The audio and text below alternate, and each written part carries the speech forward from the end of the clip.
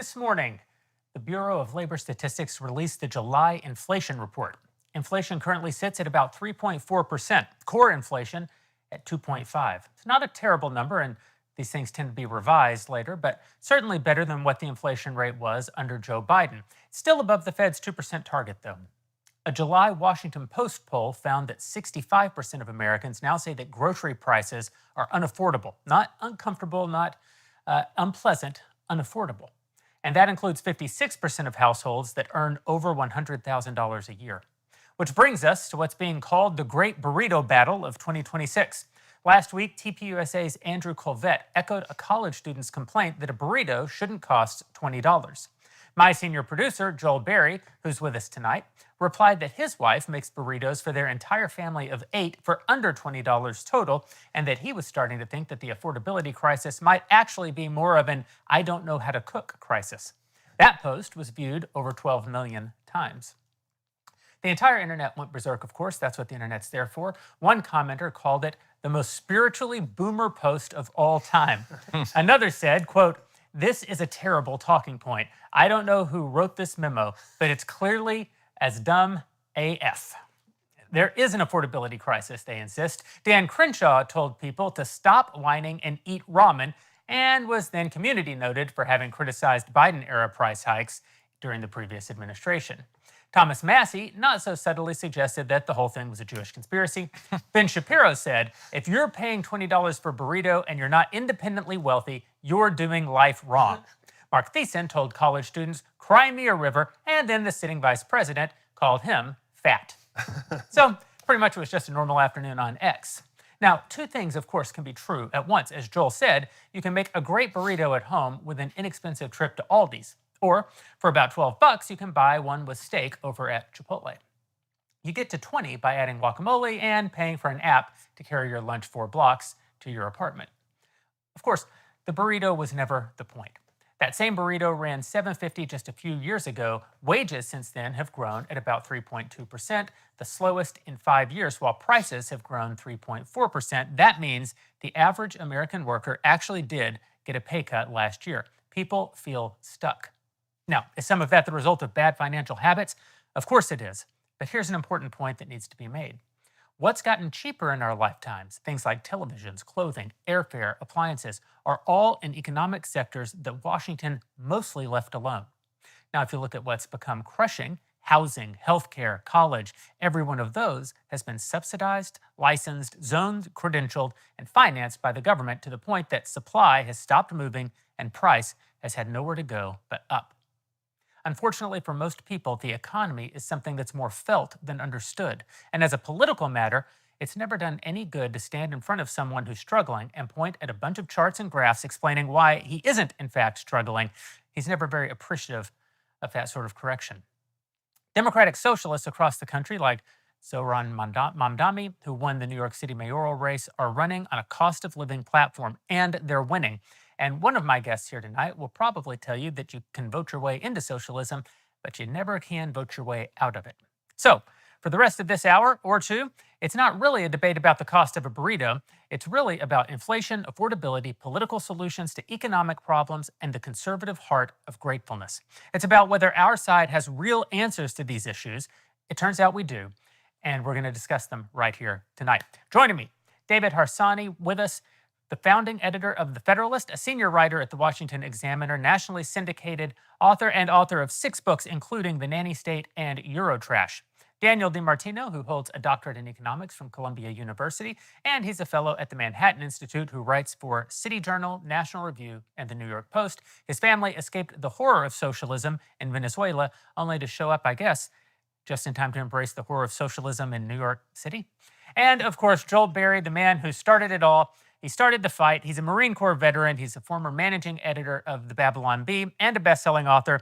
He is my senior producer. At least he was my senior producer. That's before he forgot the first job of working for anyone, which is make their life easier, and instead got me into trouble with the Vice President of the United States. Yeah, that's what you get around here when you hire people. It's hard to find good help. I actually ordered a burrito costume off of Amazon.com, which I intended to make Joel wear as penance. It didn't get here in time, fortunate for him. I will say the burrito costume only cost $26, making it inflation adjusted, only a little more expensive than the burrito in question. Daniel, walk me through the timeline. How did we get into this absolute ridiculous conversation this week? Well, we got here because, as you mentioned a little in your intro, Andrew Colbert of Turning Point USA mentioned that a college student allegedly told him that it's not okay that burritos cost $20, which, you know what? It's true. If it was true, I agree. It wouldn't be okay. And then after that, what happened was that Joel, who's here with us, quoted, and I think he really seized him with the argument that you can just cook yourself, right? And you just made for $20 for your entire family. How many? Six? Easy. You said? 6 kids. Yeah, anyone can do it, right? I think people need to chill a little bit on these things. The fact that the vice president was calling Mark Thiessen fat over like a disagreement of opinion is like really insane. Maybe they should both get a burrito together. I believe the vice president's line was, "This is a man who's never missed a burrito," or something very much along those lines. Which, I've, as someone who's enjoyed a burrito or two in my day. Oh, I'm a big Chipotle fan, actually. Yeah. So I'm very well aware of burrito prices and burrito inflation, which is very high, actually. I think burrito-flation, I don't want to correct you, but if we're looking for political terms, I think burrito-flation.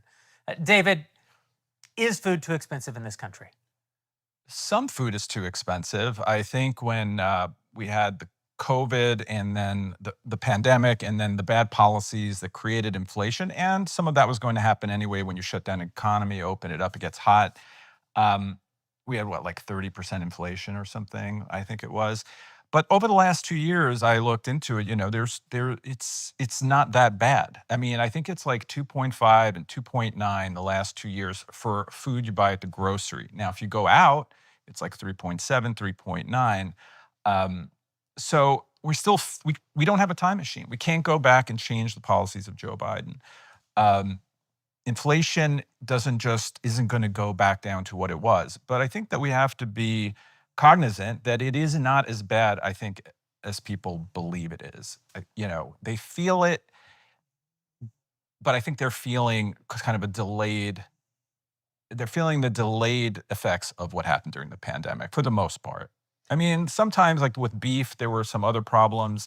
There are other foods where something happens in the economy that we were talking about this earlier, but there was a drought, I think, and there's other issues that go into why beef is expensive, for instance. So it's very difficult to explain abstract theories to young people and tell them that they're not struggling. It takes all my willpower not to shake my fist and say, in my day, this, yeah. But the truth is that young people always struggle and things are always expensive for them because they make less money than most people. But I just want to say, I saw a poll where Gen Z goes out more to eat than boomers who have much more money than they do. Because now we have Uber Eats available, right? And there's all this new technology. Right. Yeah. But it adds a lot of expense to it. When my kids do it, I want to blow my top. Like it adds 10, 15, 20 bucks onto a meal. Well, you talk about the inflation being driven in large measure by COVID. I always like to correct and say COVID didn't cause any of our problems. Government reaction to COVID caused all of our problems. But certainly, we've said on this show, and I maintain that the government reaction to COVID is the defining political event of our time. It transcends 9/11. It's going to be with us for the rest of our lives. It's one of the worst overreaches of government in the history of, I guess, the world, considering that everybody jumped in on the madness. I mean, it was worse in some places. You could physically be nailed into your house in China. But this is a enormously globally disruptive event.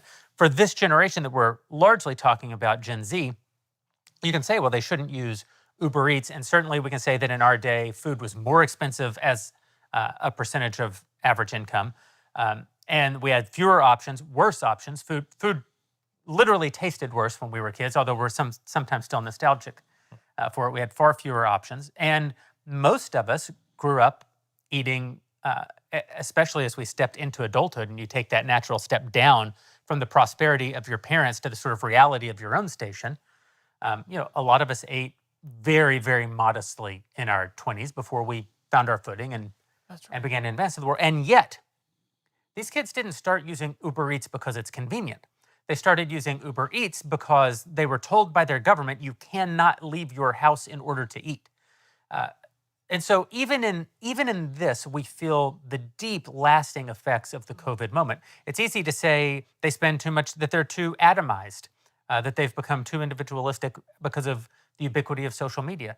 Until you remember that we literally locked them behind their computers and phones, in some instances in blue cities, for 2 or more years. We didn't even allow them, in many cases, to go to school during the most socially formative years of their lives. In other words, a lot of these behaviors and attitudes that we're critical of in the younger generation, I think we're rightly critical of them, but we may be pointing the blame in the wrong place. They didn't spontaneously develop all of these attitudes, habits, behaviors.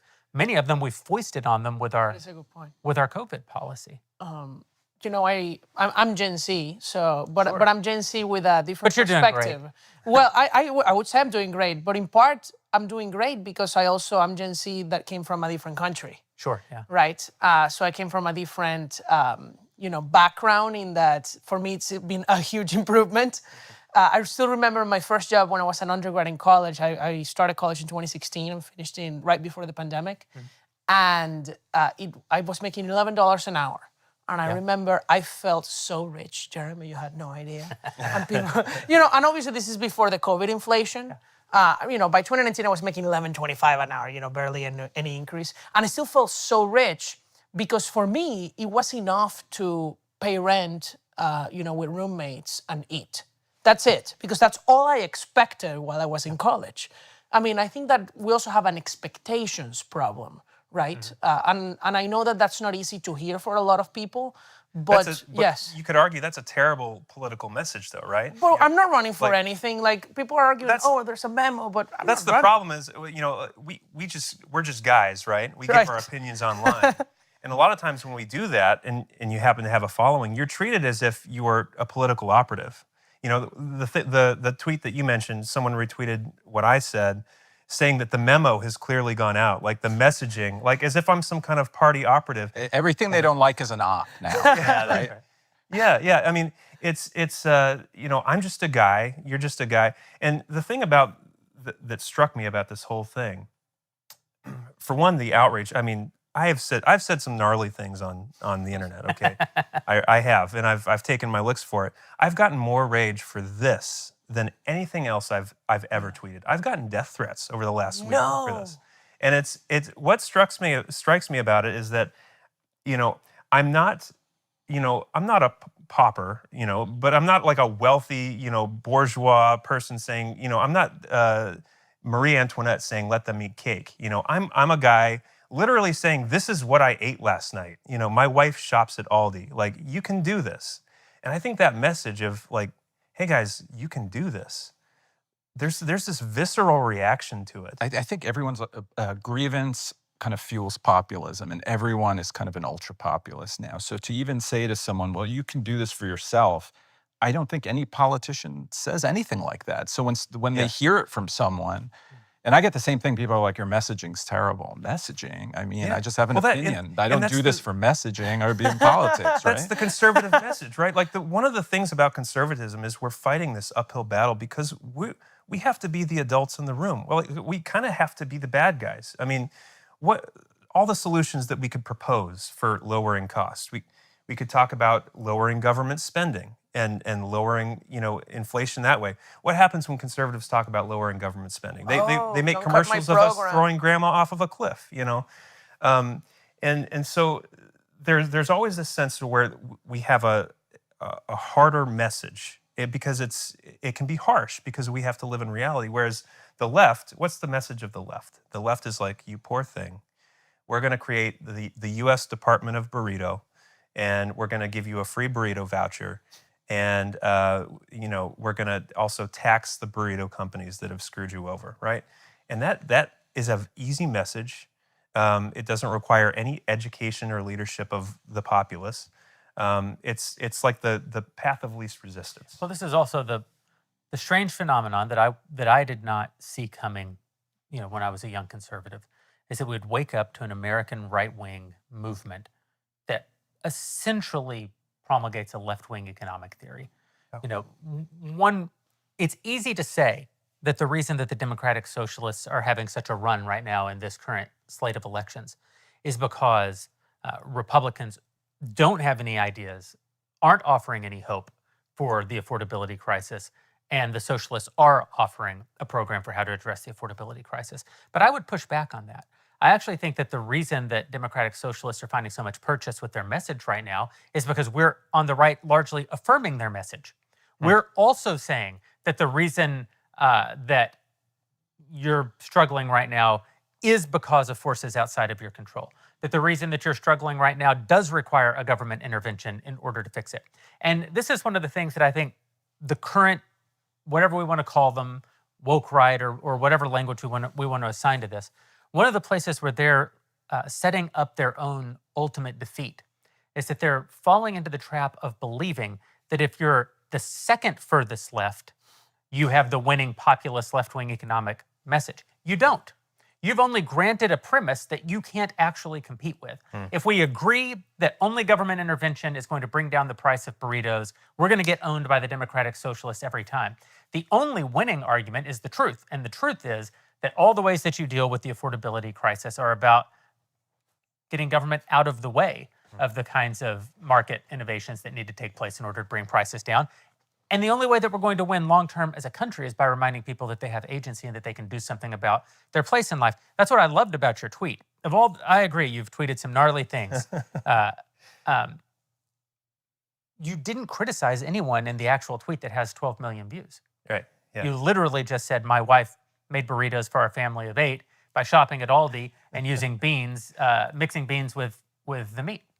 Yeah. And that led to all of this outrage because people actually don't want to hear that they can, because if they can, then they should. If they should, then they must. And if they must and they aren't, then they're failing. And that's the message that people are bristling against right now. I realize I've gone a bit long here, and I'll yield the floor. Although in fairness, it's my floor. This is my floor. It's a beautiful floor. Thank you. But I went on a British program this week, and all I did was talk about the same things that I always talk about. And at the end of the program, the host said on air, he said, "What? I can't remember ever being able to close an episode on a positive note before. Thank you for that." And my only message was that the world isn't over. Yeah. That there is, in fact, a future. It may not be a good future. It may very well be just as bad as everybody thinks it is. And it will certainly be as bad as everyone thinks it is if we don't do anything about it. But we can do something about it. Well, there are policy tools available to us, and there are personal behaviors and habits that we can develop. Do you think there's a divergence between reality of our lives, which I actually think we have better lives than anyone has ever had? I feel like we've won the generational lottery, essentially. Yes. And our politics and what we're telling people. It's so downcast. It's so doomer.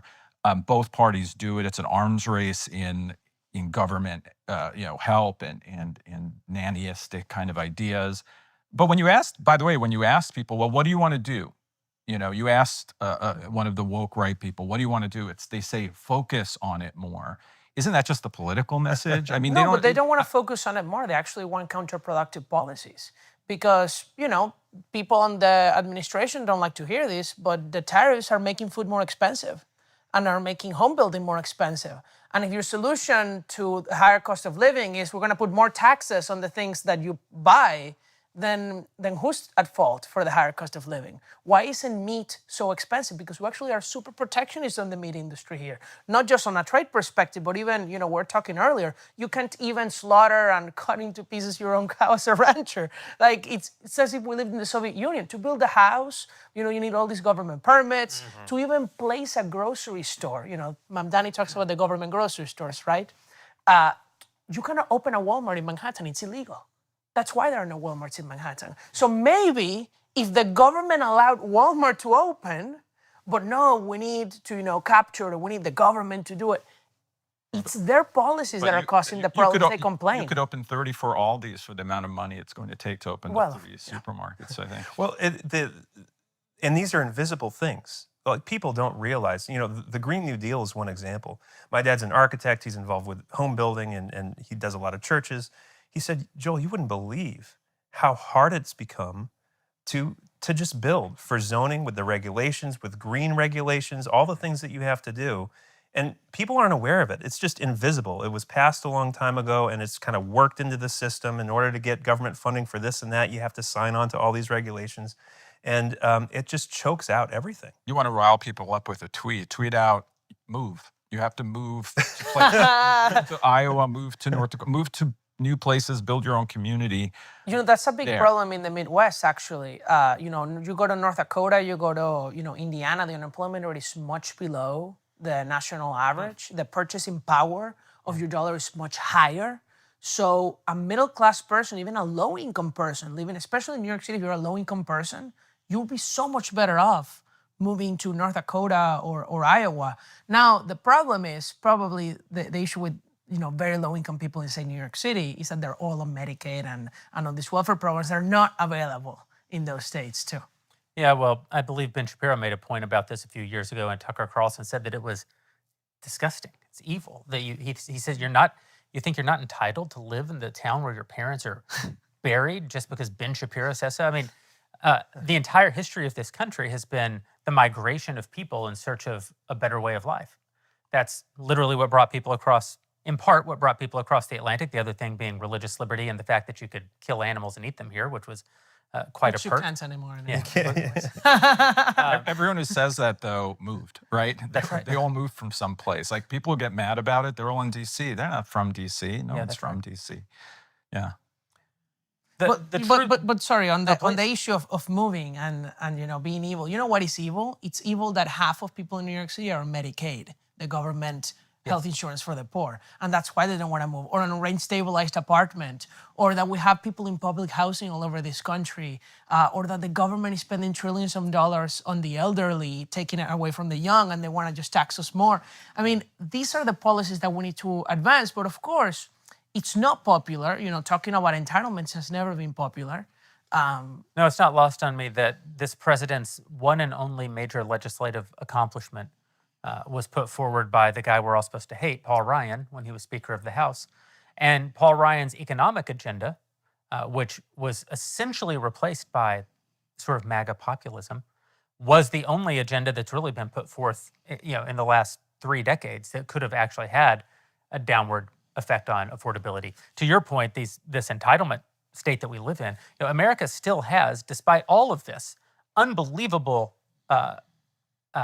levels of wealth for the average citizen, and America still has unbelievable upward mobility compared to virtually any other country in the world. But our upward mobility comes down just as entitlements go up.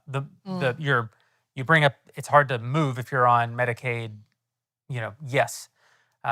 It's very difficult when the government takes control of your life to still live like a free person. And free people find opportunity. Free people create innovation. Free people drive down prices. Government can't do any of those things. And the more you take from the government, the less you're going to be able to do any of them too. And that's, you know, that's the thing that people don't see is when I tweeted that, you know, and kind of with that message of you can do this, you have agency. That's what you're offering people is you're offering them freedom. Yes. And freedom does not come without some struggle and some suffering. And, you know, and I'm not speaking as a hypocrite here. I struggled most of my 20s, most of my 30s. There were many years when my wife and I even qualified for, we would have qualified for food stamps, but in my pride I said, I will never do this. I will never accept this. I'm going to work my way out of it. We would sell things to pay for groceries, you know. But those are some of our sweetest memories as a family, as me and my wife figuring out how to do life, how to overcome something difficult. It drives you to your knees in prayer. God provides in so many miraculous ways, and you just see his provision and faithfulness through the years. And the result at the end is you're free, and you're also stronger because you've overcome all these obstacles. You know, it really is. You know, it is hard to tell people to call people to a life of struggle and suffering. That's like a very hard, you know, the worst political message that you can possibly put out there. And that's why I'm not speaking as a politician tonight, you know, and I probably never will be a politician. But it is the best life. Like, the life of freedom is great. Dude, No, it's politicians funny. never talk about freedom anymore. Like, No. during the Tea Party era, there was this kind of explosion of I'll call it small L libertarianism, but I never hear a politician talk about liberty or freedom. In fact, if you do or even mention the free markets, they think it's, naive and kind of mock you for it these days, I think.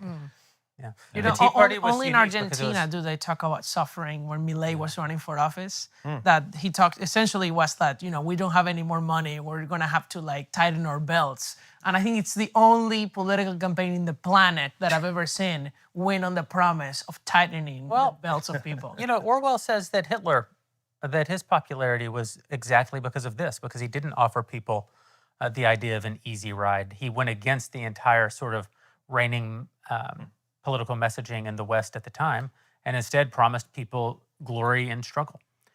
And, it seems ironic that some of the very people who seem to actually think that he's a great political role model aren't taking that particular lesson from him. But I do think people want to be called to something more. They're going to resist it. They're going to buck against it. Of course, no one likes that message at first. But I'm telling you, you and your wife not taking food stamps is the best decision you ever made in your life. I believe that there should be a social safety net. I also believe that a person should do everything they can never to take it, because it isn't safety. It's actually the abdication of something that you desperately need. There's almost nothing worse that you can do for someone than make them a beneficiary of your largesse instead of making them their own independent, sovereign person.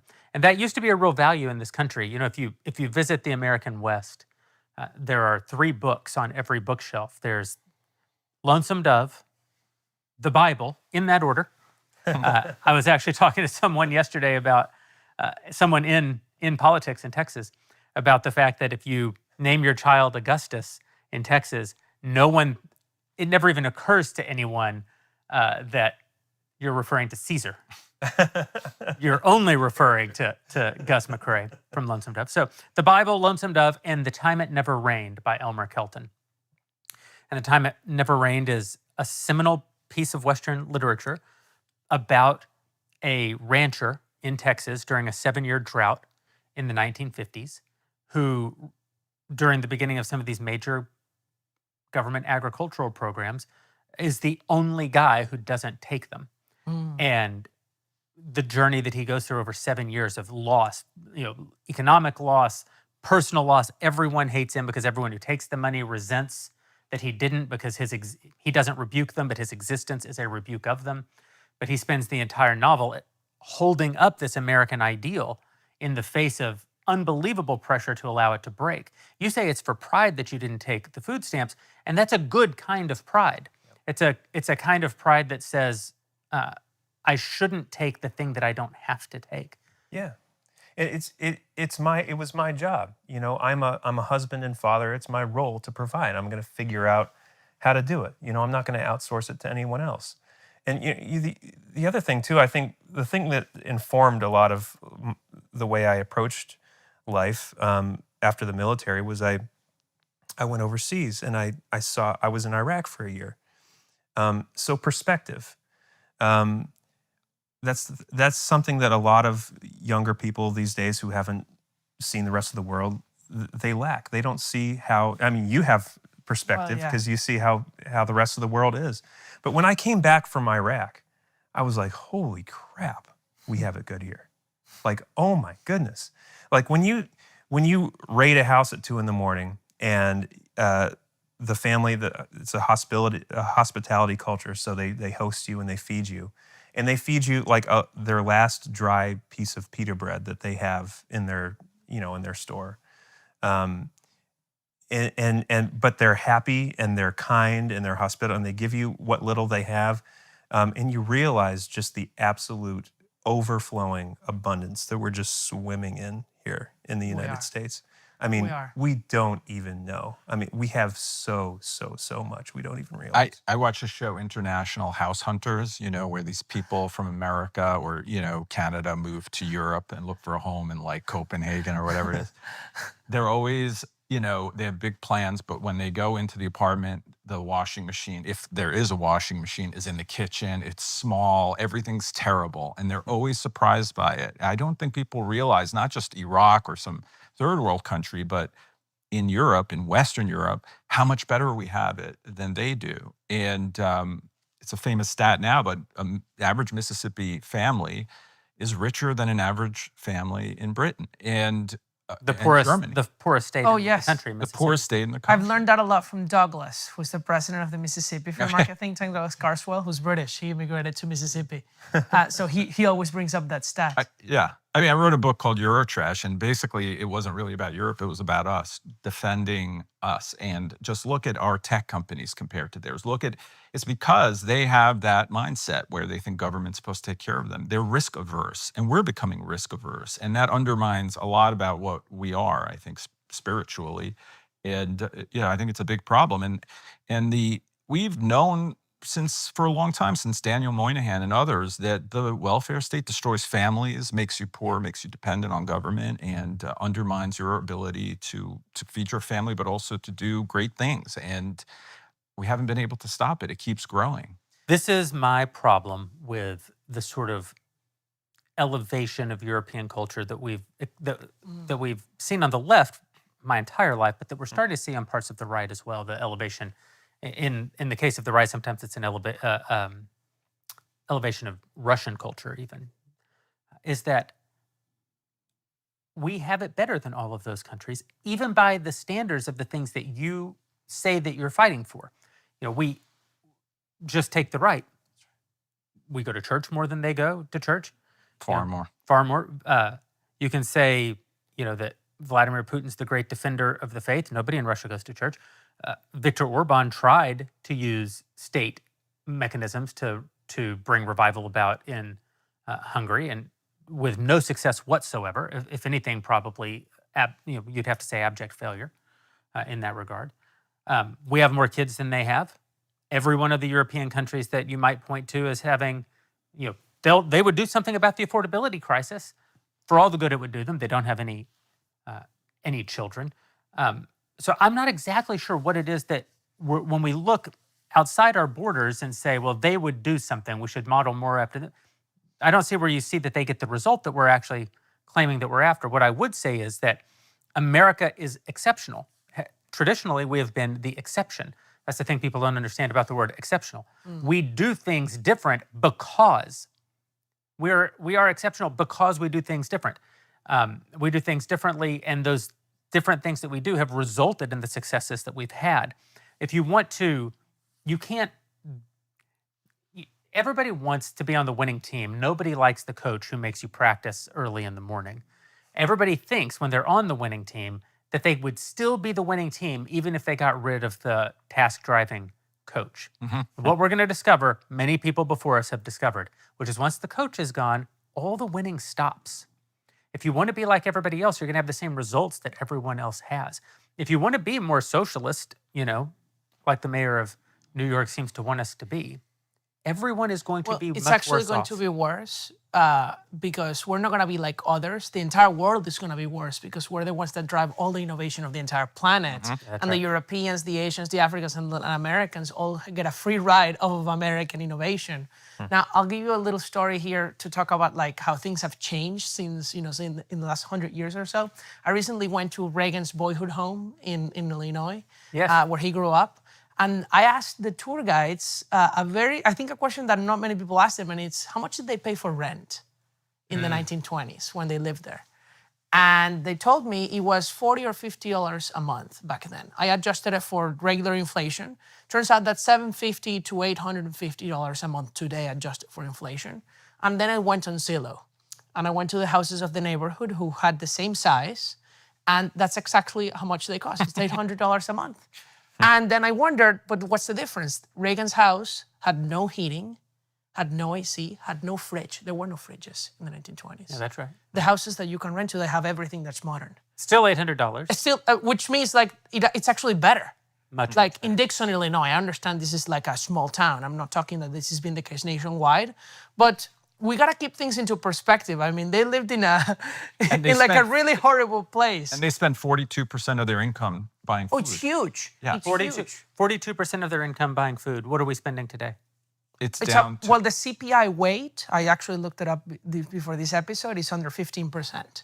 Yeah. That is the weight that the CPI... And as you mentioned, You have a better diet. If you want to be healthy, you can. People, I'm older than everyone here. I see people romanticizing the 70s. I mean, they're out, if you got 70s were the iceberg worst. lettuce, that was like the most exotic kind of You're eating salad. your vegetables. Yeah, exactly. At Sizzlers, you were like, so you get the choices. My kids are eating Thai and Indian and all this exotic stuff that I never would have thought would be available to me. Are you telling me that the only thing we conserved was Thai and Indian food? This is David? what we've Is lost, Is yeah. that what we have gained? Yeah, look what they've taken from you. I don't. You mentioned Look what they've taken from you. Government cheese.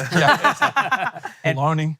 And spending 42% of your you mentioned wages on Europe. food. My family lives in Europe now after they left Venezuela, and look, people are poor in Europe. Yeah. You know, in Spain, they compete for years studying to be a government bureaucrat, like a receptionist. They have to take like this SAT-like test to work for the government, and everybody's competing for those jobs because you can never be fired. And you're making what? $2,000 a month? I'm sorry, what? That's what the waitresses make here without going to college or finishing high school. Like, it's outrageous. And that is what people aspire to there. I think in part because they're just temperamentally different. Sorry for my accent on that one. Because the people who came to America wanted more.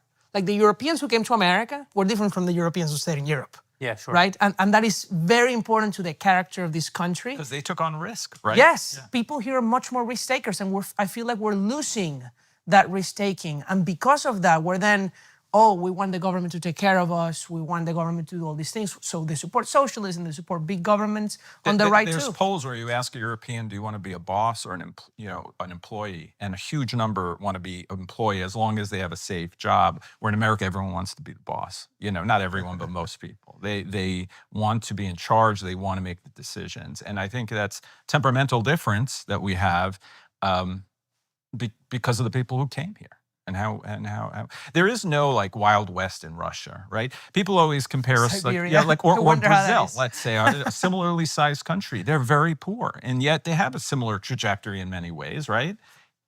Why? There's something different about Americans, and we're losing it when we have a socialist like Bernie Sanders. He likes Europe because he believes everything's safe. Even the poor are safe. And it's very counterintuitive or abstract to tell someone the less help you get, the better it is for you. Yes. Or to make free market arguments about economics. It's more abstract, and I think we're losing. But David, that can happen here too. There's this book that I read recently. It was on my university library about Venezuela in the 1950s, written by two American economists who went there. I think it's called something, The Dream in Venezuela, something like that. And they say what's going on in Venezuela today is what was going on in America before the current generation even remembers in the 19th century in terms of economic freedom and prosperity. Venezuela was the top 10 economically free nations, fourth highest GDP per capita. And look at where it is today, right? Of course, we're a nation of immigrants, right? A lot of people immigrated to Venezuela.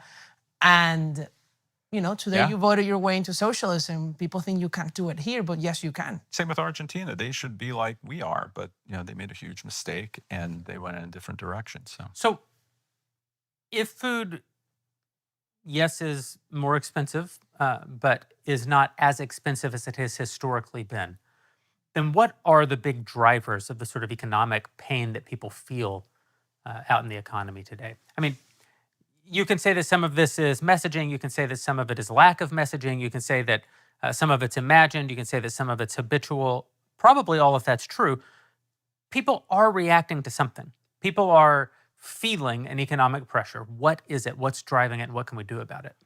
For young people, I know this firsthand. I mean, I think college education, for instance, is incredibly expensive and puts you in debt, in huge debt. I can't believe when I hear people have $200,000, $250,000 in loans getting out of college, which just happens. Housing, obviously, is super expensive. And I think that maybe I saw this statistic that Gen Z goes on vacation more than anyone, like I mentioned. Maybe someone told me they do that because they have no hope of ever getting a house. So they don't even try saving and they're just going to live their lives because it's so out of reach that they can't even imagine it happening to them. I don't know if that's true. But housing obviously is a problem. And for me, I think that there's a lot of regulatory things we can do, but it's also a matter of physics. We don't have space in the places young people want to live anymore, right? And another thing that I have to mention is people live longer, they're getting older, and I don't actually want the value of my home to go down. I understand that a young person wants to get a cheaper home, but I don't want to lose my investment. So there is this competing kind of pressure, I think, that we don't talk about. I mean, it's the number one way normal people build wealth is Sure. through their mortgage. And if it crashes, then Yeah. they've lost We've their made a entire nest egg. consumer good an asset. And I know this is a very unpopular thing, but in reality, houses shouldn't really appreciate. They are physical goods that actually get worse over time. But what we made them appreciate through government regulation. You should invest in the stock market in companies, not necessarily in a consumption good. But on the issue of housing, something that is, by the way, overlooked is that the biggest driver of demand for housing is not population growth, it's household growth, which is not the same. For the same number of people, we now need more housing units because people don't get married. Yeah. In fact, New York City today has 100, 200,000 fewer people living in the 5 boroughs, but there are more housing units. How is that possible? How is the housing price up? Because there are actually fewer people living in more homes because they're splitting up from their roommates, they're not married, they're more single people. And so there's a huge growth in household formation because of that. So Well, are you saying that the affordability crisis is not I don't know how to cook crisis? It's a like a single people not getting married crisis? It's a huge, huge driver. Well, this is a lot of our economic problems. I think this is kind of one of the stories people don't want to tell. A lot of our economic problems are driven by the collapse of the family. Yeah. By the fact it's not only do people not get married, people get married and get divorced. If you live in a house with a mom and a dad, you're much more likely to be able to afford your burrito than if you live in a house with just a single mom. And to your point, if you live in a house with a single mom, dad still has to live somewhere. So in all of these ways, you're creating new pressures on the system, less income, less economic stability, and a need for more expense. If you take the expense of a mom, a dad, and 2 kids and split them between 2 houses instead of 1 house, the total amount of income stays the same. The total amount of expense all but doubles. And the truth is, probably the income doesn't actually stay the same because one of the other dirty little secrets is men just make an awful lot more money when they're married. Yeah. Men make an awful lot more money when they're contributing directly to a wife and to children. There's something about it that lights a fire under you when you got a wife and kids looking to you. Sure. You You need more childcare, right? Yeah. Your income may go up faster than inflation. I think there's no doubt. The statistics, everything tells us the average worker today makes so much more than in the past, adjusted for the cost of living. But if then you're divorcing and the kids are splitting up time, and then you need to hire a nanny that people didn't even need to hire nannies in the 1950s because the grandparents took care of it, then there are new expenses that just didn't exist, right? That are driven by personal choices. You mentioned the cost of college. This is also an unpopular thing. But first, let's put it into perspective, right? The median college student, more than 50% of undergrads graduating college have 0 debt. Are they being helped by government or? Many of them get, of course, Pell Grants or Grants. whatever, but actually it's mostly state aid. If you're from Indiana, I went to college in Indiana, and you have a good GPA, you go for college for free in any state university. Florida too. I mean, people also have options. If you're from California, you get the UC system, extremely affordable with scholarships. You don't have to get into debt to go to college. A choice. Yeah, for sure. That is a choice. I had friends who lived in my dorm that they could have lived with their parents 20 minutes away and commuted, and they got student loans for over $15K a year to get the college experience. That was not an investment in their education, that was leisure. Okay. Some parenting And the advice. government was subsidizing that leisure. Yeah, some parenting advice. I told my kids, you do well in school, you go wherever you want, and they did do well in school and they went wherever they wanted. I should have said, stay in state, or, Yeah. But all of this is what I'm saying. People have the right to make their choices. Sure. I'm not saying they shouldn't make them. Now, I don't think the government should have the whole student loan thing. But then don't come and say, oh, life is impossible. Please forgive my student loan, hard worker farmer from Iowa who didn't go to college. I'm going to push back on you. Okay. It's a very conservative thing to say that people have the ability to make choices. And of course, as an absolute statement of fact, I completely agree. But most of the time, we make most of our choices within a sort of Overton window that's set by the culture. Very rarely do people make decisions that are completely outside of what we might call like the cultural mainstream. This is why social proof is such a powerful tool for influencing human behavior. You know, we all here don't smoke. I'm assuming nobody here smokes. It doesn't smell like anybody smokes. Obviously, if we went back in time 70 years, all four of us would be smoking during the show. True. Sounds great, actually. Did we make a choice? That's what they took from us. That's what they took from us. Did we make a choice not to be smokers? I mean, you can say yes on one level, I suppose that we did, but in a way we only barely did. The culture in which we currently live, you actually have to choose to smoke. Whereas if we'd lived 70 years ago, you would have had to have chosen basically not to smoke. It's a much different kind of choice that's in front of us. Yeah, you're saying that the culture incentivizes these kind of bad choices. I'm saying it incentivizes it in many ways, but it also sort of sets the menu of choices that are at least apparently available to you.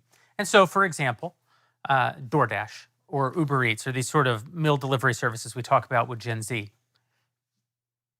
It was basically a requirement to use them for a few years of their lives, a very important few years of their lives. It would actually have to be, they would have to make a choice now not to use it. Yeah. That's hard for older generations to fully conceptualize because COVID was a blip to us.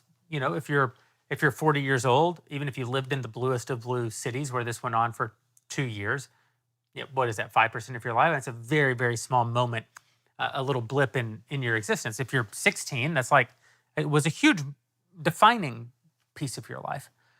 You know, what if we have failed the younger generation, I think that we have in many ways, I don't think that the failures are the ones that we're often ascribed.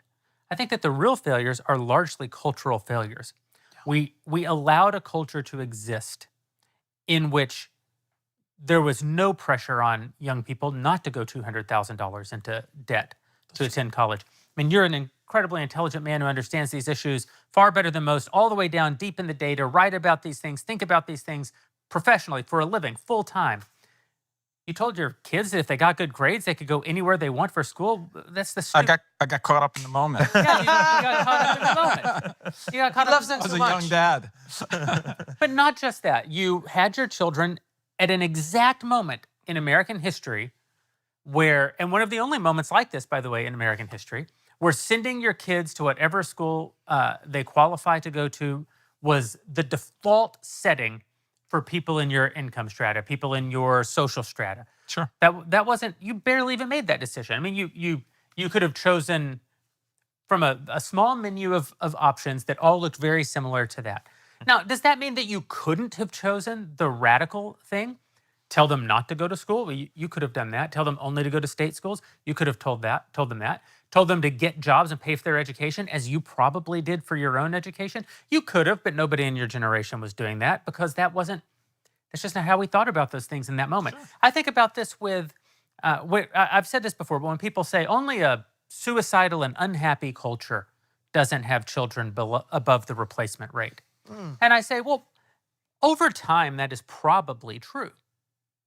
But I don't think that it's true the first time.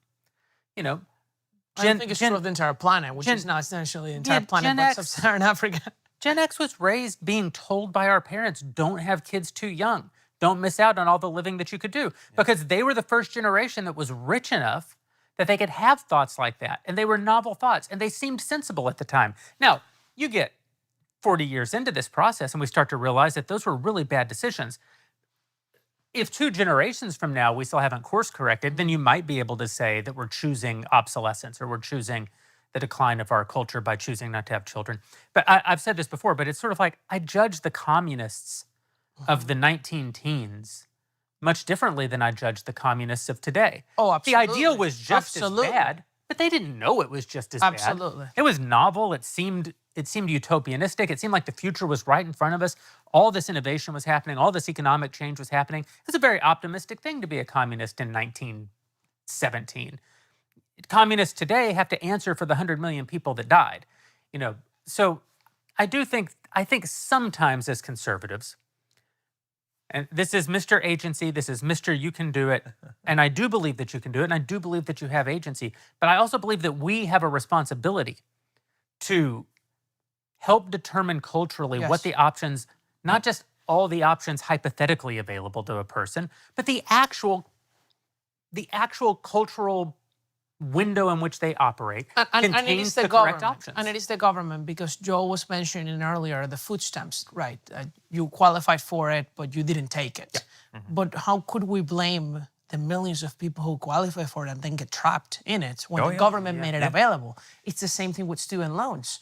In Student known loans are so right economic system, would the government lend you $200K or Well, $100K yeah. to study sociology at like a crappy university, right? And if the right wants a populist, you've been screwed message, the universities is probably the easiest Oh, yeah. argument to make there, because never has there been an institution that has charged more money for such little value. That preys on children. That praise, it actually is predatory. Oh, for sure. On the loan side and on in terms of brainwashing them through their ideology. It's a massive moral hazard. I right? remember, and I didn't, my college education was good. I ended up not using what my degree was in. And I just remember having this moment, like 3 years out of college, I was newly married. I was kind of starting this new career. And a guy got hired in my department, same level as me, out of high school. And he just had a great attitude. He worked hard. And I was like, oh, like I could have just done that. Like, What did you study? I studied aviation. So I got the military GI Bill, which paid for college, but there was another $80,000 of flight training on top of that the GI Bill didn't cover. So I got the GI Bill, I went to the military, but I also had student loans. So I did all the wrong, like all the worst things you could possibly did. So I was paying student loans. I had this degree I wasn't using. And here's a high schooler, and it made me realize, really, so much of success in the working world comes from your attitude, your drive, your work ethic, and a lot of what college claims to offer you can get on YouTube now. Yeah. Well, I mean, journalism school, like that's the biggest Oh. ripoff in existence. That's just You- Marxism. Same as teachers' colleges. They're just teaching them But how isn't to this because indoctrinate the kids. government guarantees all these loans in the long run, and you have institutions that have huge endowments taking loan, giving loans essentially to these kids because they know that they'll never be defaulted on in the long run, right? Yeah, that's right. It's a complete. This is why we have so many stupid degrees. Now, listen, I do think you need college for certain things. You want to be a doctor, you need college. You want a degree in. I don't know. We have AI now. I mean, you might not need that. a lot of jobs where kids went to get STEM degrees or math degrees or things like that are now becoming useless pretty quickly. But I mean, you don't know what's going to happen in the future, but still there are useful degrees, and no one's going to lend you money for a sociology degree or journalism. Which is why the degree. market is so important, David, right? Because a private bank will never give you a loan for a degree that is not going to pay off so that you can repay it. I'm going to Harvard to be a journalist. I think only 5% of journalists, people who have journalism degrees actually use them for journalism. Yeah. So it's obviously just propped up by a government program, yeah.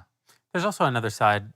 I had the opportunity to hear Betsy DeVos speak once while she was Secretary of Education, and everyone kind of went around the room talking about trade schools at the end, asking questions, because that was the in vogue thing to ask about back in 2018 or whatever this was.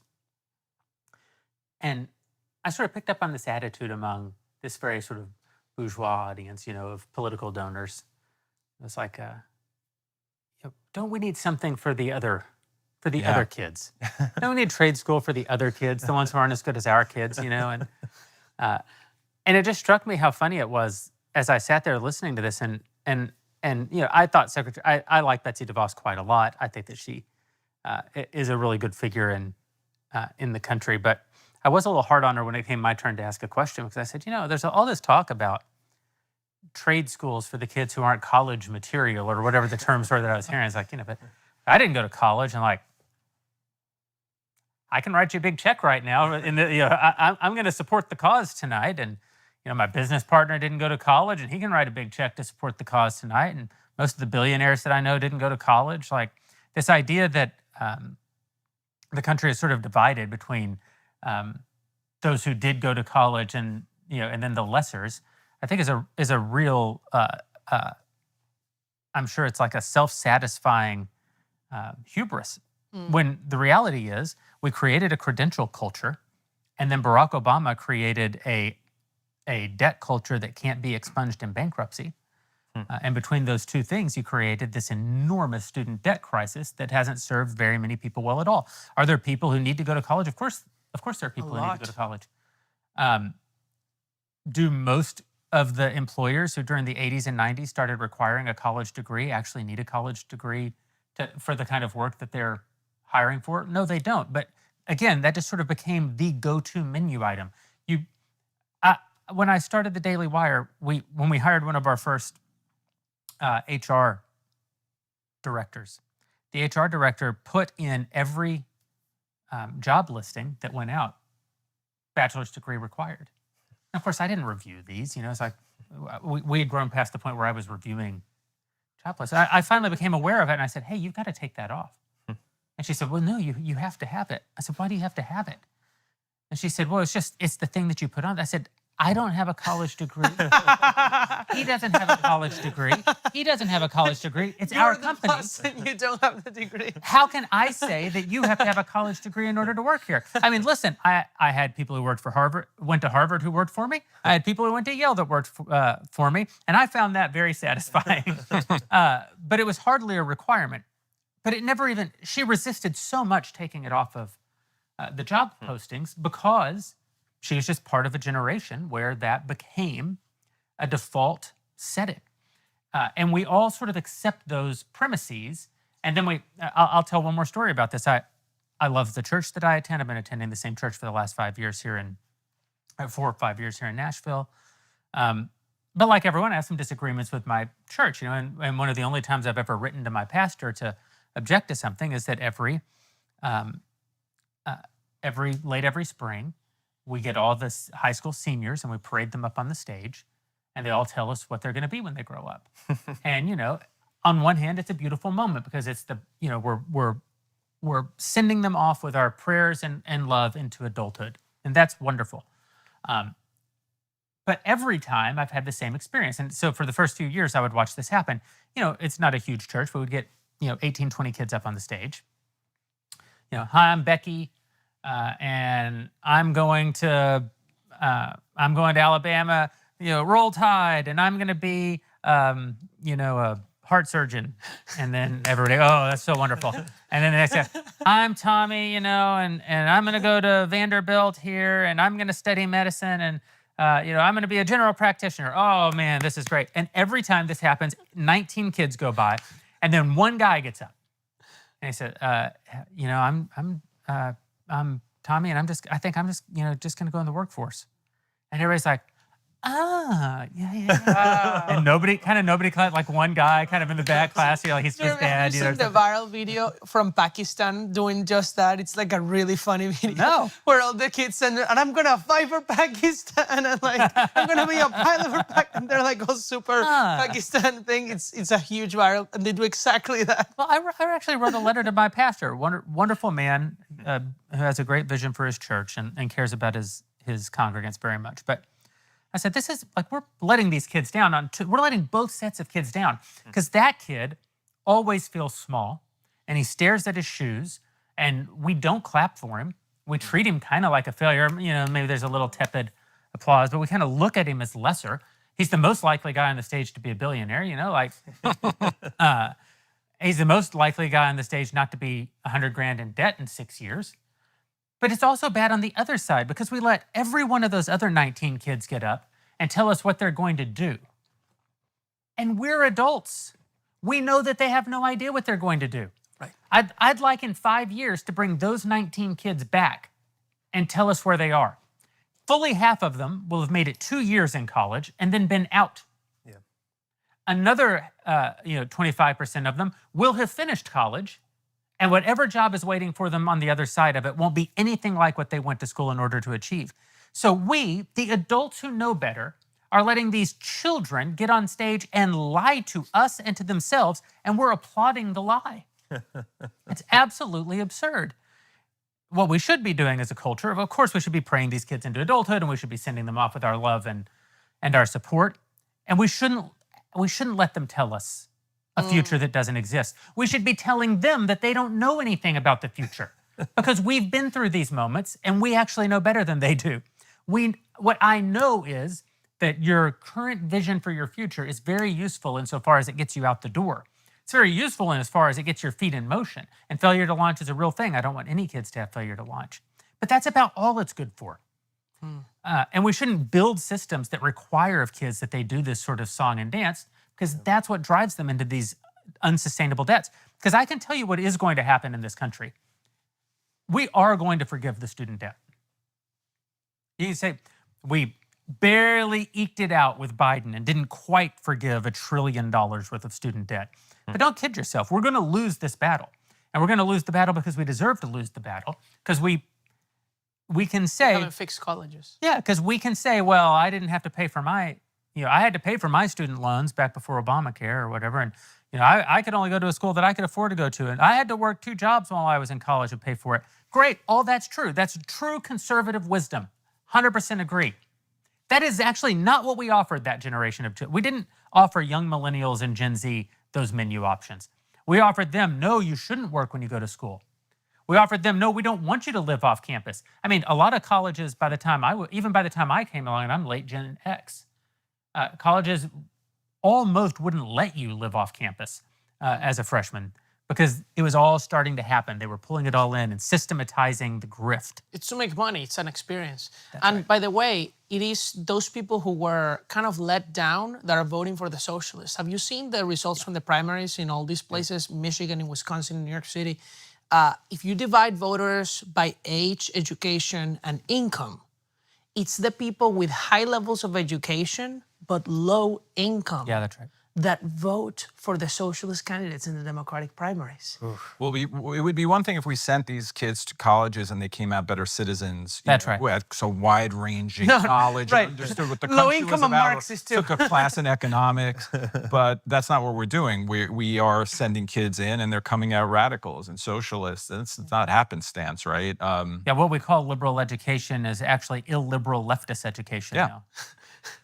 Or liberal in the leftist sense, right? That they come out that way. So how do we hold the universities accountable? Because I remember when this whole forgiving college loan debate was going on with Biden, one of the things that I was kind of insisting on was like, okay, maybe we should do that, but the universities should hold the bag for it. They should be the ones to forgive the student debt because they're the ones who entrapped these students and gave them a poor education and didn't set them up for life.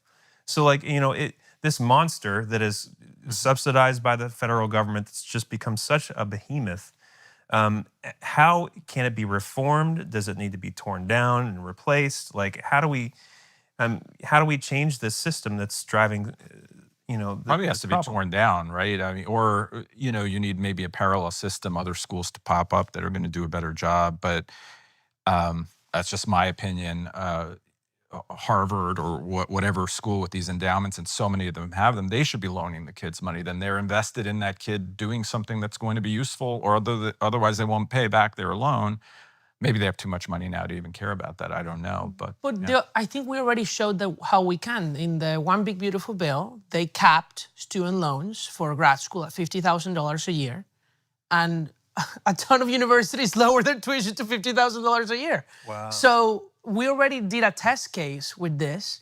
It's not connected to market forces. One of my professors in the PhD program, who, by the way, was in Obama's Council of Economic Advisors, she came out with a paper now post-Obama showing that Obama's expansion of grad student loans was fully captured. Did not increase access to grad school. It was fully captured as profit for universities. Entirety of it. 100%. 100%. It did not lead to anybody else going to grad school that couldn't go before the expansion of loans. They just raised tuition to respond to it. By the way, it's the same thing we do with Obamacare and insurers. If the insurer raises your premium, the government pays for it. So the two sectors that are consuming so much of our economy are fully, it's not even that they're subsidized, because you can understand Pell Grants, right? It's a voucher.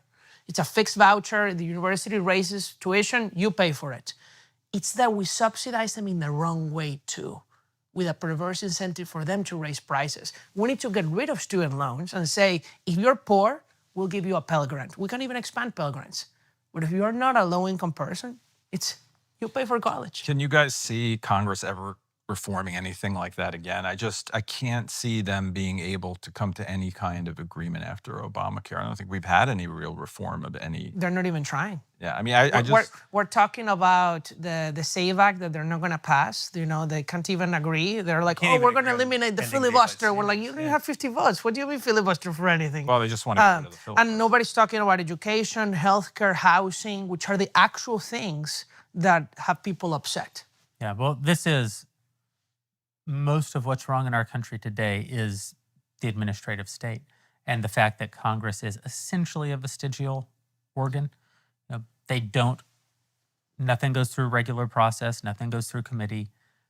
It's very, very difficult to convince them to do anything because there's actually no incentive for them to legislate. There's only incentive not to legislate. You know, if you try to do something, then you have to answer to the voters for it. If you do nothing, you rarely ever answer to the voters for it. We've ceded almost dictatorial authority to the executive, which also makes our policy environment in this country a true ping pong table. Like just every time you get a new administration, it changes the entirety of how the government, at least superficially, operates. You know, and I would say this is actually one of the great failures of the promise of the two Trump terms, is that Donald Trump, because he was very focused on the culture war items, and so am I. A lot of those are incredible. Great victories. We've had great victories in the culture war, but we have not won great victories in the actual governing policies that actually undergird the majority of the experience of the average person in the country. You know, men playing in women's sports at the college level is I don't think that that's not an important issue. The cost of college is probably a more important issue to more people, and we have not addressed that at all. And that is a place where government plays an incredible role. Government doesn't need to give you more money to go to college. Government can change the affordability of a college education problem by not giving you any more money to go to college. And to your point, that'll quickly bring down the costs. And yeah, Harvard's got $50 billion in the market. But that's such a great example of how counterintuitive the whole thing is, and how difficult conservative messaging can be. Is that we're trying to your burrito's really expensive because of the federal student loan program, so we're going to stop giving you money to go to school, which the Democrats seize on that. The Republicans are going to make it harder for your children to go to school, right? That's the message. Remove student loans, and counterintuitively, it actually makes everyone's life better, makes costs go down. By the way, I would be happy to increase Pell Grants. We can say it's a good negotiation thing. Let's give more, vouchers to. Or even we'll forgive some loans, right? If you change the system. We already forgave loans effectively. Most people don't know it, but because we froze debt, no interest, for 5 years while we had 30% inflation, we actually already forgave 30% of student loans, inflation adjusted. Yeah, that's right. That's a good point. But this is actually, though, an important thing. We're going to end up forgiving these loans and not changing the underlying system. So then what we're just going to have to either just make college free for everyone, which isn't really tenable, because then there's no, who doesn't want us to make college just free and have the government pay for it? It's the colleges. Because then, right. True. What they want is the loan so that they can keep raising their tuition rates, and then we forgive the loans once a decade, which is unfair, unjust, creates dependency among the population, creates expectations that are unfair and unjust among the population. It doesn't do anything to change the system itself. It's actually... so we might as well, you're saying, is use that as a negotiating tool to actually reform the system. You're going to have president unilaterally do it. At some point, some president's going to ignore the Supreme Court and do what they want, and that's, I think, when things start really falling apart. But I just don't see Congress, like you say. I mean, they're a partisan institution now. Whoever has 50+1 is doing whatever the president wants, egging the president on to abuse his executive powers. It's insane. You take an oath to the institution and the Constitution, but no one acts that way. I don't know what I expect anymore. I think it began really in earnest in the modern time, modern era with Obama. and then kind of Trump overturned everything he did, Biden overturned what he did. It's essentially like almost like a direct democracy run through the president, the White House. So It can change. We often say that these things only ratchet in one direction, but I don't think that that's actually true. I think that it's just that it only ratchets in one direction until it breaks. And then when it breaks, we sometimes can make really radical changes in this country and correct our course. I mean, like with Reagan, maybe people make fun of me because I say good things about Reagan. That's very zhuzh these days, But it's not that he kept spending money. I don't think he was. I think it was the messaging, the way we thought about the world, the way he talked about doing it for yourself, to have agency for yourself. The ideas that he popularized, he led people. I mean, he's somewhat of a populist. Every politician is, but the 70s were terrible, and he kind of changed the entire dynamic of the country, and that can happen. 9/11 happened. Everything changed after that day in this country. I don't want anything terrible to happen, obviously, but it can happen. You're right. We can go in a better direction. And Reagan was positive about it. That is something that is sort of lacking. Nobody is positive anymore. Everything is somebody else's fault. And very few people can message that kind of abstract economic idea and rapid patriotism and all that, I think. I mean, he was a great communicator. Yeah. I mean, it's rare. Combining an agency argument, with this very hard to make argument that the government is never the solution, that more government always makes things worse, which can be counterintuitive to people who don't understand the economy and how government works. But do it in such a way that was inspiring. He actually inspired people, He inspired me as a kid, even watching his videos in Venezuela. Yeah. I mean, people don't understand the power, I think, of leadership too. And having, I think as conservatives, we underestimate also the government, right? We say it's always bad. But when you have really good leaders, you can really inspire a lot of people in a positive way. Yeah, that's right. Donald Trump is sort of the boss of the country, and Ronald Reagan was sort of the leader of the country in a different way. You brought up Reagan and the Tea Party as these populist movements, and populist movement. It is interesting that they were both populist toward a sort of traditional American republicanism. I think of republicanism as being the answer to populism. That on one hand you have the sort of sensibilities of the people, and on one hand you have the sensibilities of the elite. Republicanism fuses those two things together in a representative system. But the Tea Party movement and Reagan were both somehow a challenge to my construct, because they were populist movements toward liberty, toward freedom, toward the founding ideals, toward the proposition, toward republicanism. They need a villain, right? I think Obamacare, that really blew up the Tea Party. And it was it surprised me, because populism for me typically means more government, and more power, centralized power.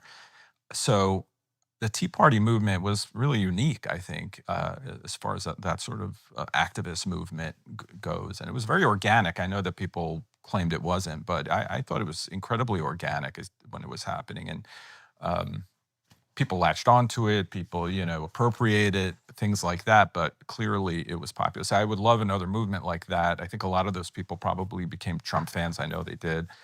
And he is not a Tea Party type. I'd say he's much more a paleo type, especially with the protectionism. So I don't know. I think we can learn from Trump. I mean, in a lot of ways, I was a Tea Party guy and kind of repulsed by Trump at first, but then voted for him and was very thankful I did, because I think he taught us some very important things about how to fight, how to stand on your principles. And if we could combine some of the lessons we learned from Trump with going back to that Tea Party republicanism, classic American ideals, that would be a formidable movement, I think. Trump, so I've been around. There's a politician, I kind of like him or I don't like him, right? Like that's generally how it goes. With Trump, I'm like, oh, this is amazing. The Supreme Court is amazing. This is the greatest Supreme Court ever. Right. And it's like protectionism. This is the worst economic. So it's, he's very mercurial, obviously, but it's also kind of schizophrenic. It's like some days I'm like, oh man, he's great. And other days I just think he's the But worst. it is important that we also see some things that I think are dangerous that are happening. So obviously, I fully agree with you. You know, the Supreme Court, so many foreign policy, in so many ways, it's better. But I mean, we're criticizing government grocery stores in the conservative movement, and the federal government already owns shares in over 30 companies in this country. Yeah, and we don't completely. even know the names of the companies. The government just goes out and buys shares of companies now. What is former president, future president Gavin Newsom or AOC going to do with the shares of those companies? What if they buy 51% of the shares of those companies?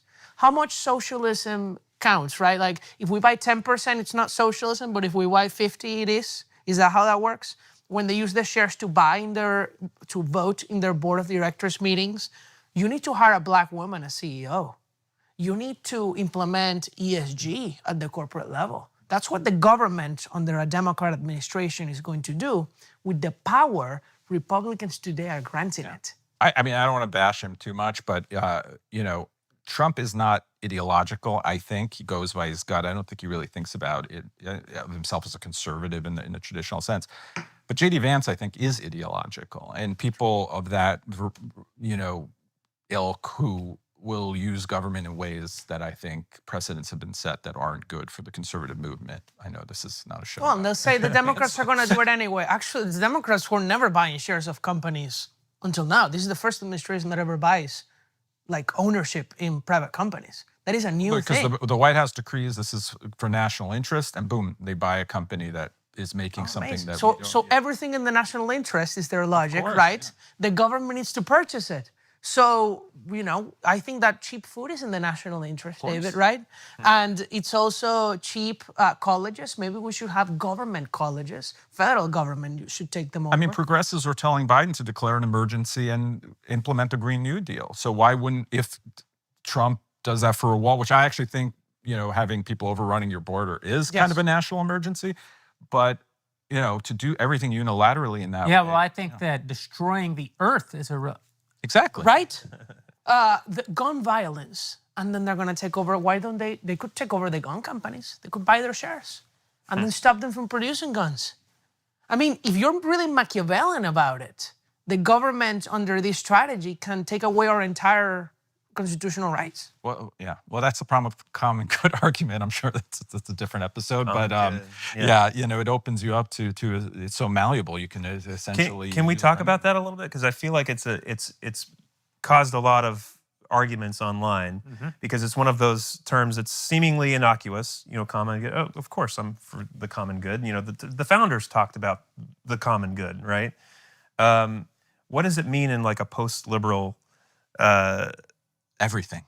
You know, like anything. Anything and everything. Well, look, I'm Catholic, right? I believe in the actual notion of the common good. My disagreement with the people who espouse it really loudly today in the political environment is that they don't actually chase the common good. They chase something else. They chase government power most of the time, and they chase a specific economic policy. The common good, for example, would be, you know, we shouldn't be having gambling. You know, it doesn't mean that we're chasing freedom, right? Because if we were chasing just freedom, we would legalize a bunch of things that we don't want legal.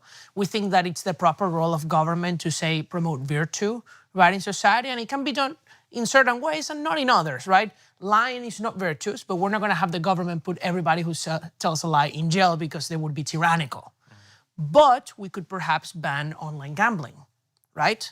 That's not something that the people who are chasing the common good seem to be doing today. Where are the bills to ban online gambling, right? You know what I mean? I think the normal people, though, who kind of get captured by that phrase, think of it that way. They think of it as, oh, it's just banning gambling, it's banning OnlyFans. You know, these vices that are genuinely harmful. That I mean, the online gambling industry is horrific, and it's destroying people's lives, and it's kind of not really talked about.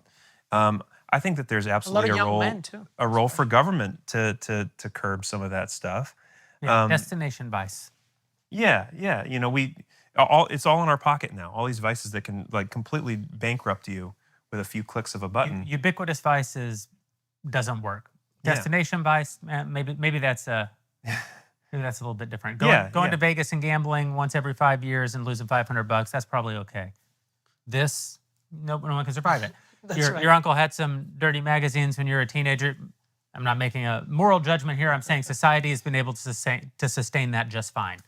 This, when your average 13-year-old has seen more breasts than Solomon, you've got a real problem. Yeah. Ubiquitous vice is a real problem, and the founders didn't have to wrestle with that question, and so they didn't wrestle with that question. The idea of the ubiquity of these things is basically a 20-year-old concept. It's brand new.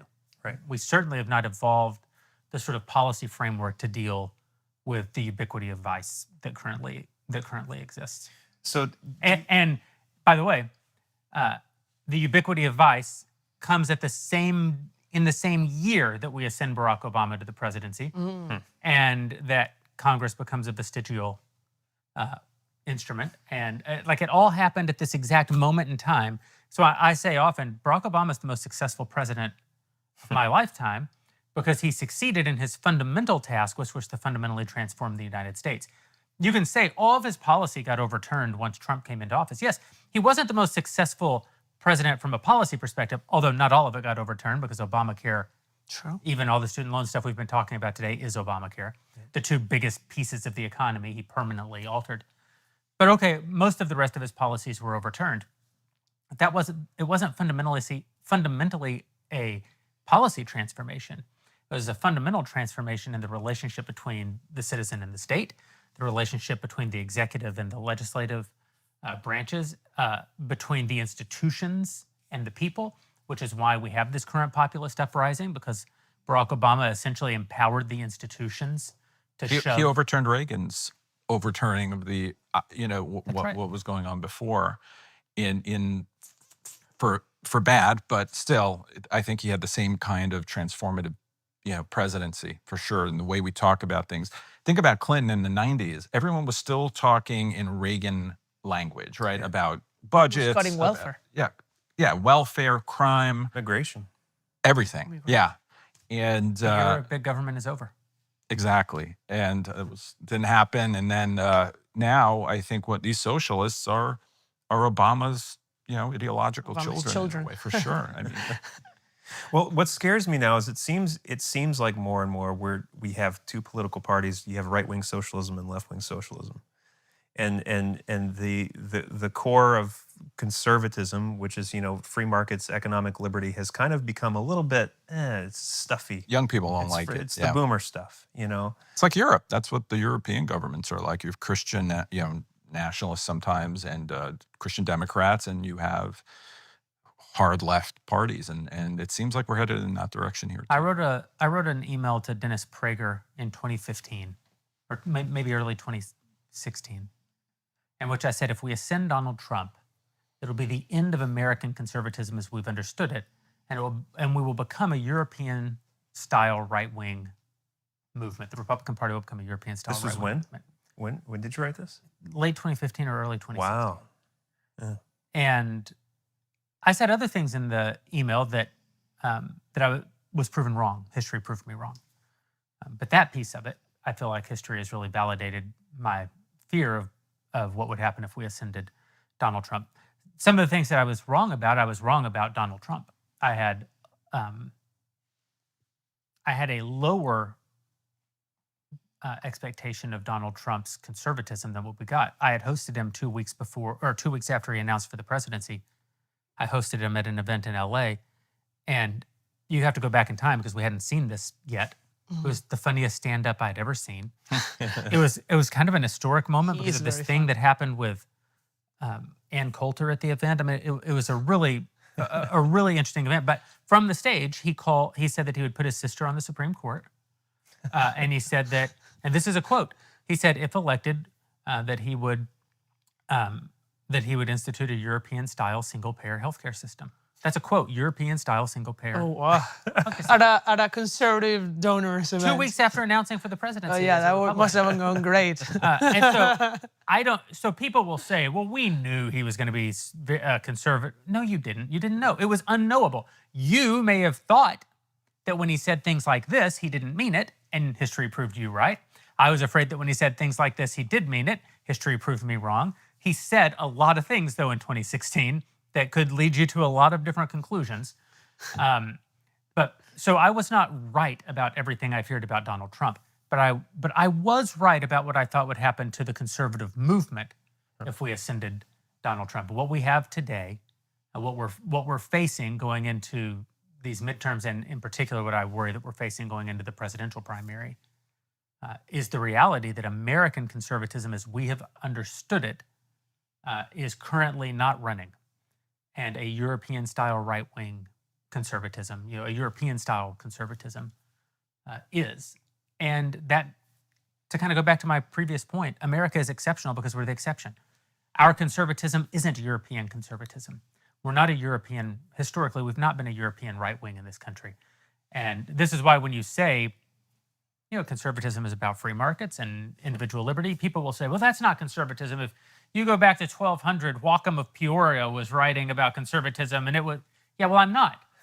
I'm talking about conservatism in this country. I'm talking about American conservatism. Unique in all the world. Unique in all the world, and has had the greatest results of any political system in all the history of the world. That's the one that I would like to get back to. And by the way, they will counter, I think, in many cases with, we haven't achieved anything since the 1980s.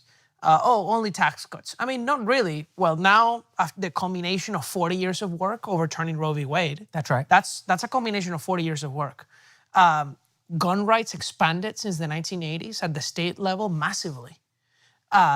At the state level, economic freedom, I mean, Republican states have succeeded tremendously. Look at Texas, look at Florida, look at the Midwestern, look at the South Tennessee where we are, right?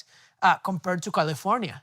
Yeah. Right? I mean, clearly we have succeeded in many ways. I mean, they point to the Rust Belt town, and that is sad. Creative destruction is real. But that's been the case since the 1940s. Yeah, but they never point to the Atlanta suburbs or the Southwest. They also never point to the fact that the Rust Belt was being run by Democrats almost the entire time. Yeah. The unions that destroyed it. And by the way, the same people who say that now are like, we don't want the data centers to come to our communities in Ohio. Well, congratulations. You created the Rust Belt. It's terrible. It's terrible what the Republican mayors and governors did to Michigan. If I could go back in time, I would arrest those Republican mayors of Detroit who presided over that district. Even look at New York City, right? New York City under Giuliani and then Bloomberg, who was a Republican, then independent Democrat, but a very different type of Democrat, was very successful. It made New York a clean, safe, prosperous city people want to go to. And then we had Bill de Blasio. I mean, this is the romanticizing, again, sorry, J.D. Vance, 45 years ago, everything went wrong. I mean, are you insane? I grew up in New York. It was dirty. My dad would take me to his job on 47th Street. I'd have to walk through 42nd Street with him in the morning. And there were prostitutes, there's pornography everywhere, there's violence. Now it just smells like pot. Yeah, that's true. I think it's headed I don't want to get rid of that, but frankly. we don't have that one. But it was not beyond. You could drive on a highway and you'd see people just throwing garbage out their window. It happened all the time. There was criminality was through the roof in major cities. You had, I think, almost in 1991 or 2, I think you had like 3,000 murders in New York. Now there's like 200. I'm not saying everything is great, but this idea that we need to go back to the 70s. I'm suspicious of these people. I think they believe, J.D. Vance's book, Communion, for instance, I think he believes we have too much in a way, that we are too rich, that wealth has destroyed family. I don't think he thinks the welfare state destroys families. Maybe he does, but I definitely think he believes we have it, all this wealth, worrying about a GDP all the time rather than about family has really done most of the damage spiritually to the country. That's what I feel. I listen to guys like the vice president, and I think not on everything that they say, but on a lot of their diagnoses, I end up agreeing with them. Yeah, the family's in real trouble in this country. I agree. Gen Z, in many ways, has been given a very, very tough hand that they're going to have to play. I disagree with almost all of their prescriptions. Yeah, same. It's like, Right. I don't see liberalism in the way that we would use the term. I don't see human freedom as what's led us down this terrible path. I actually see illiberalism. The left in this country has been illiberal my entire life. Yeah. They have created dependence out of what were before them free people. I see a complete collapse of the culture. The failure of the right in my lifetime isn't that we believed in free markets. Were there imprudent decisions made in the name of free markets where national security is concerned, yes. Was it short-sighted to export so much of our manufacturing base to not only a foreign country, but a decidedly hostile foreign country? Yes, of course it was. Is that a per se rebuke of market economics? No, but it is to say that market economics aren't the free market isn't the only consideration. It should be the driving economic consideration, but there were other considerations that perhaps we should have made more wisely. But most of the failure of the right isn't those things. Most of the failure of the right is the failure to defeat the left, the failure to appropriately fight the left. Which Trump really fixed in a big way, right? As a real fighter on many of the cultural issues, I think. Cultural issues, certainly I think Trump's done an excellent job fighting, but I don't think that he has done a great job of fighting the left in some of the places where they have had the most deleterious impact on our culture. And that's to say, the very fact that both sides are essentially, that in 2020, both sides were arguing over how big the checks were going to be that we wrote to everyone after both sides I got agreed so to much lock heat us for in that our back houses. then too, by the way. Well, everyone who's complaining about inflation now, saying you did nothing, or not everyone, a lot of them were mad at Mitch McConnell for saying you can send a $3,000. I was defending Mitch McConnell for opposing the checks, and I was called like, "Oh, you're a snob, you're rich, you are against the working class," by Republicans. Yeah. Well, it's like, congratulations, you gave us inflation. I didn't need a check, and I got a check. And a lot of tax cuts, I like tax cuts. Trump's tax cut is good, but we never cut any spending. So that's always just been a huge problem with Grover Norquist's idea that you would just keep cutting taxes, government would shrink, hasn't worked. And we have a huge... No, you actually have to shrink government. Yeah, you have to proactively go out and stop things from, which no one wants to do.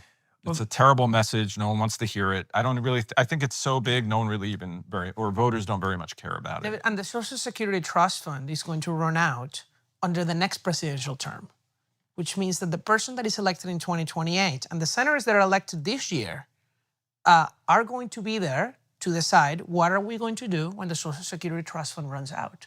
Are we going to raise everybody's payroll taxes? That's what Elizabeth Warren and Senator Bernie Moreno are proposing. By the way, I love Senator Bernie Moreno, but is the Republican platform that we're going to raise payroll taxes to fix? He's an economic leftist, so yeah, I think.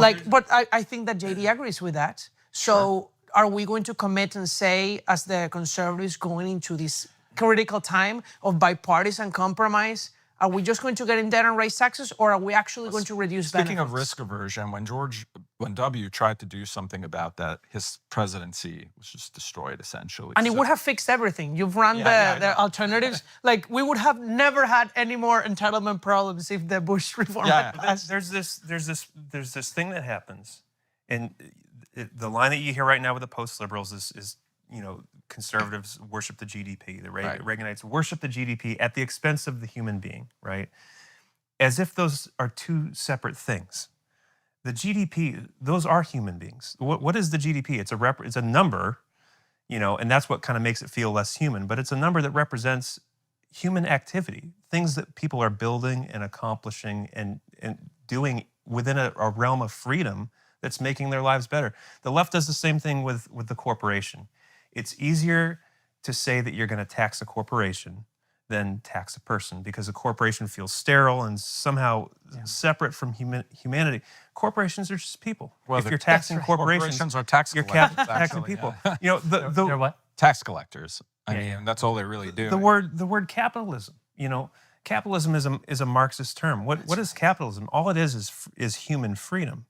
But we've taken human activity, human freedom, human accomplishments, humans achieving their dream, and we've created these kind of separate, sterile, words, numbers that represent them to kind of dehumanize it, and we pit them against each other as if there's something different. I don't think they believe that GDP is real. They have that leftist idea. No, you know what I mean? They think I know like GDP money's is real. Try to live in a country with the GDP of Venezuela. But But again, JD gave a speech and he said something like the Wall Street barons have stolen this from you. I forget the context, but it was something about the Wall Street barons, like those companies aren't creating anything. They're just money's not real. Ever since we went off the orange cast stuff of financialization. Yeah, exactly. It's ridiculous. Like, it's the same people who are like blaming private equity for like buying the homes. Like, Yeah. somebody's living in the house. Nobody's like accumulating the houses and leaving them empty.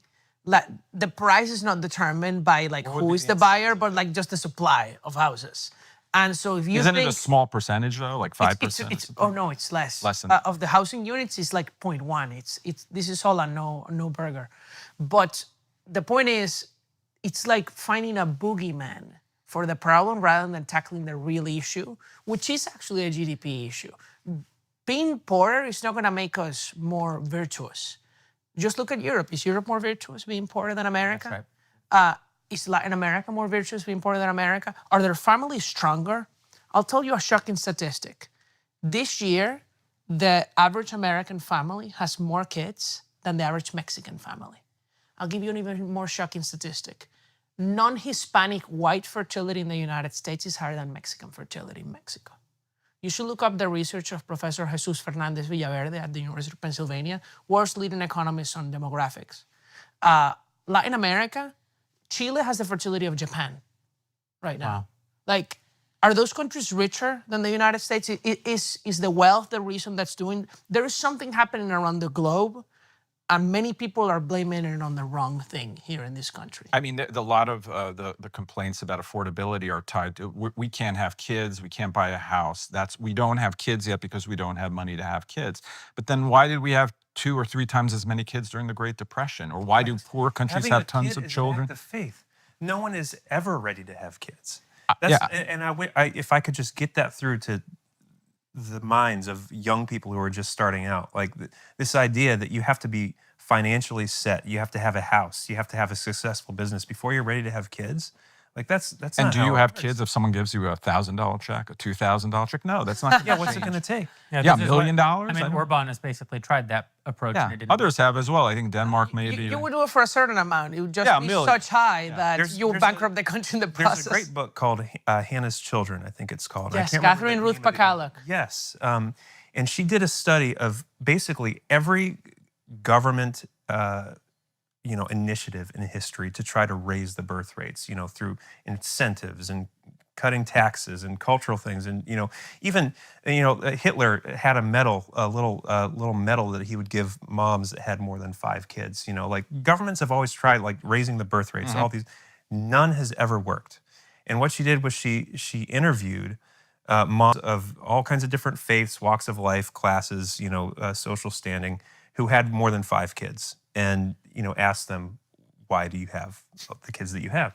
The commonality in all of them, of course, religious. It's a value problem. Having kids is an act of selflessness a lot of times.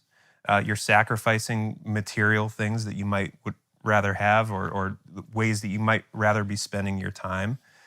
We have kids because it's an act of faith. We believe that we serve God, and there are some things that are just more important than the material goods that we might imagine we would have without kids. Catherine, by the way, is another really great Catholic free market economist. Incredible. Went to Harvard. She herself, her family has 14 kids. 14. Yeah, I know her. Wow.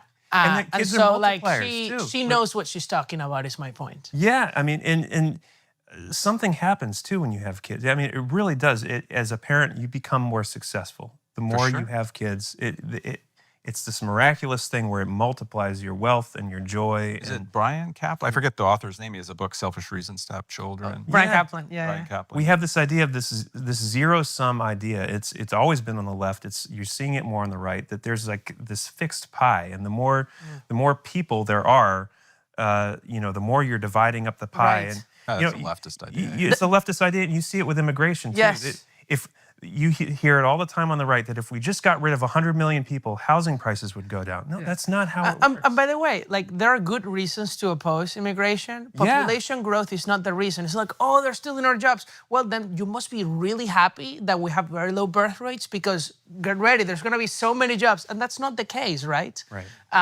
The reason is more people is not just more workers, it's more consumers, more innovators. Having more people is a good thing, especially more smart people, good people.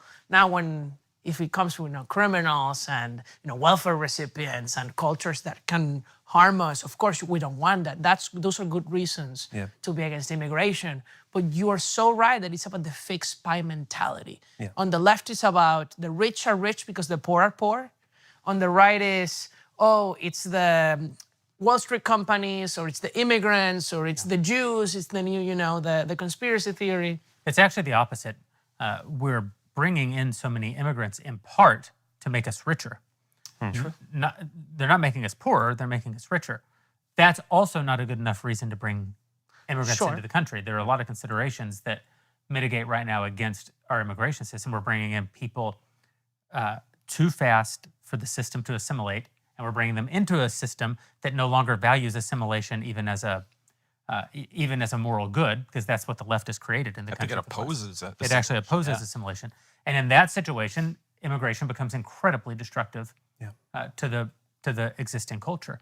But you do have to grow in order to grow. You want the country to be richer, the country has to be bigger. If you want the country to be bigger, people have to come from somewhere. If we're not having them, we're going to bring them in. That's just like a fact of the universe. It's not a moral judgment. It's happening in Japan. It's a fact of the universe. Well, and this goes back to abortion too. I was curious. I had a hunch a few months ago, and so I decided to look at the number of abortions since Roe v. Wade in 1973 in the United States, and it amounted to, I forget what it was, 70 million or something like that. And then I looked at the number of immigrants that we'd taken in from since that same year. It was like the exact same number within a few thousand. We have brought in as many immigrants as babies we have killed. And we're killing our own offspring and creating a market demand for people.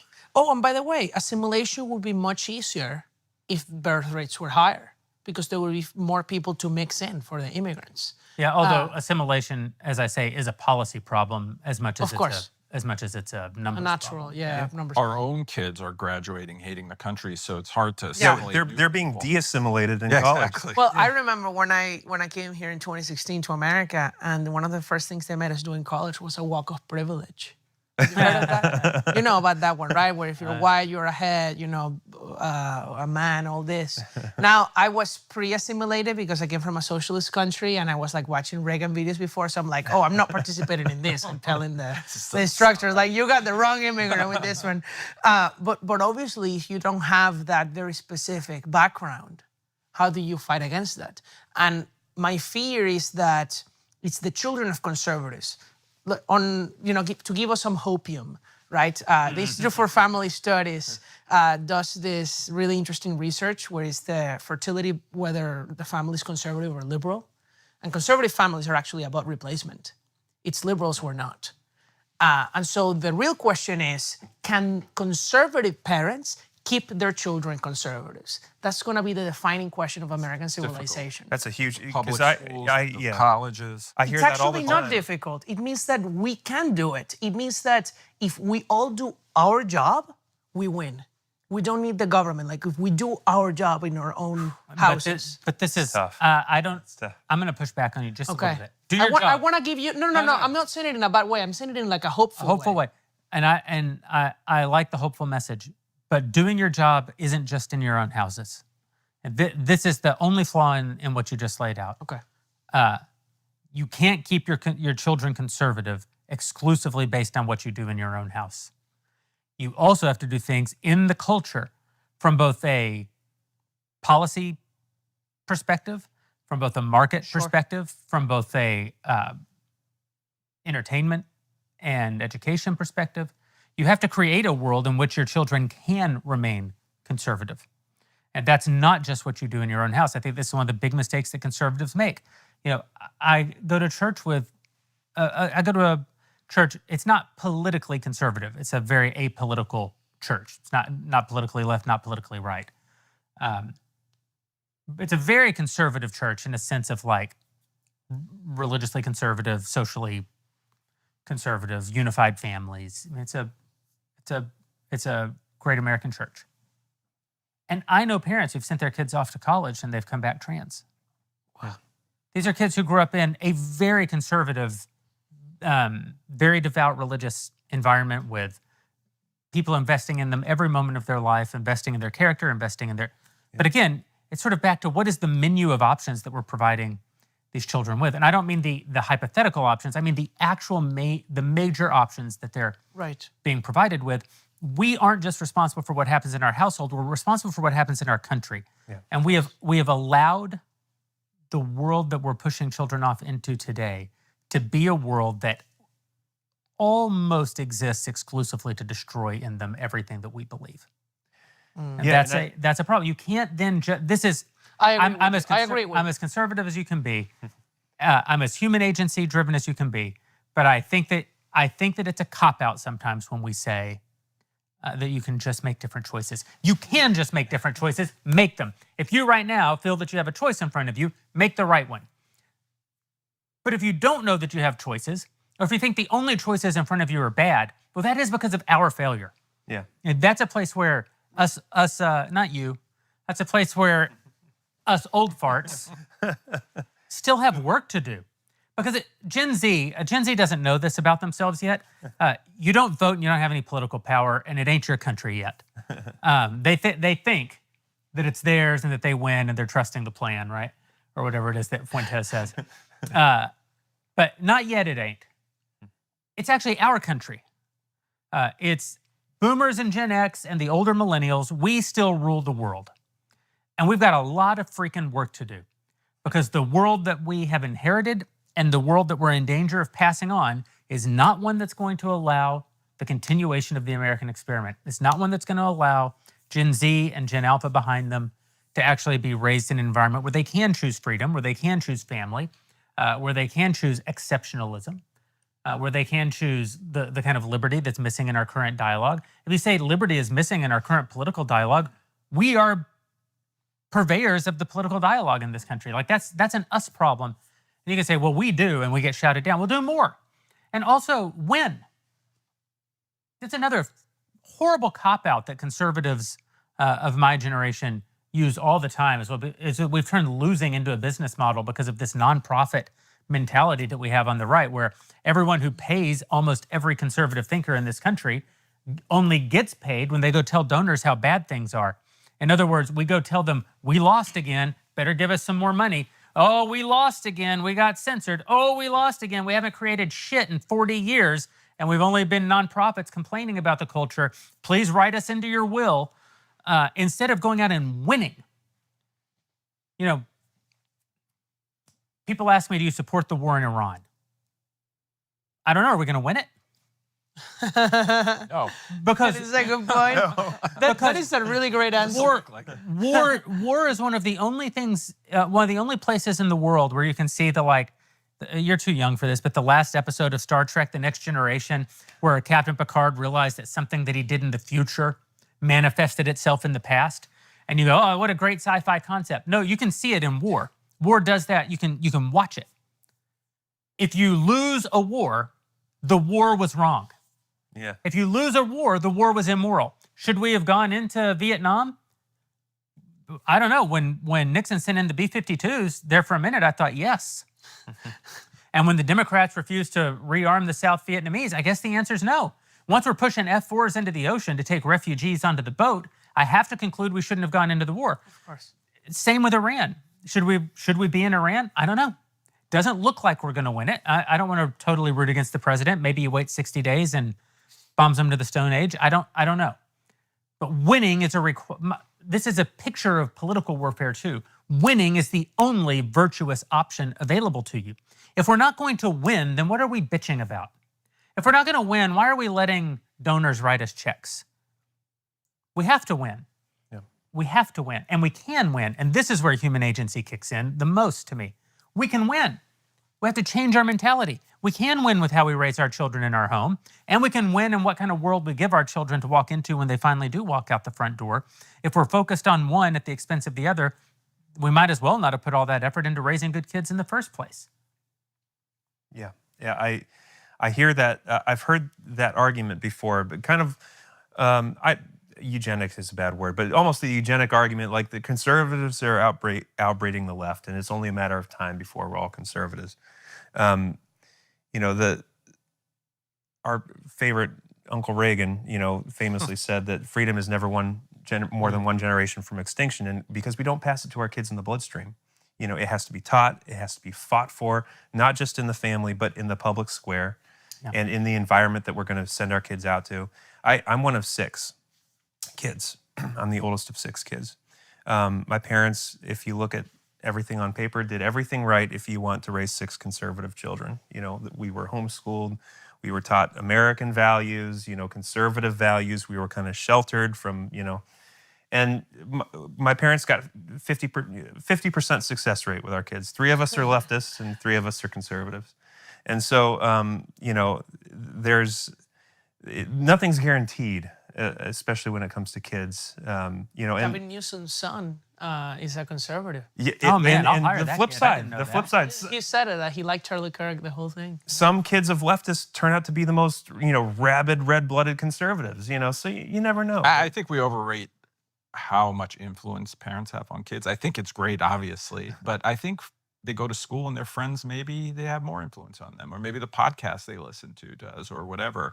And this is why when I see conservative donors, giving to think tanks, I like think tanks. You work for a great think tank.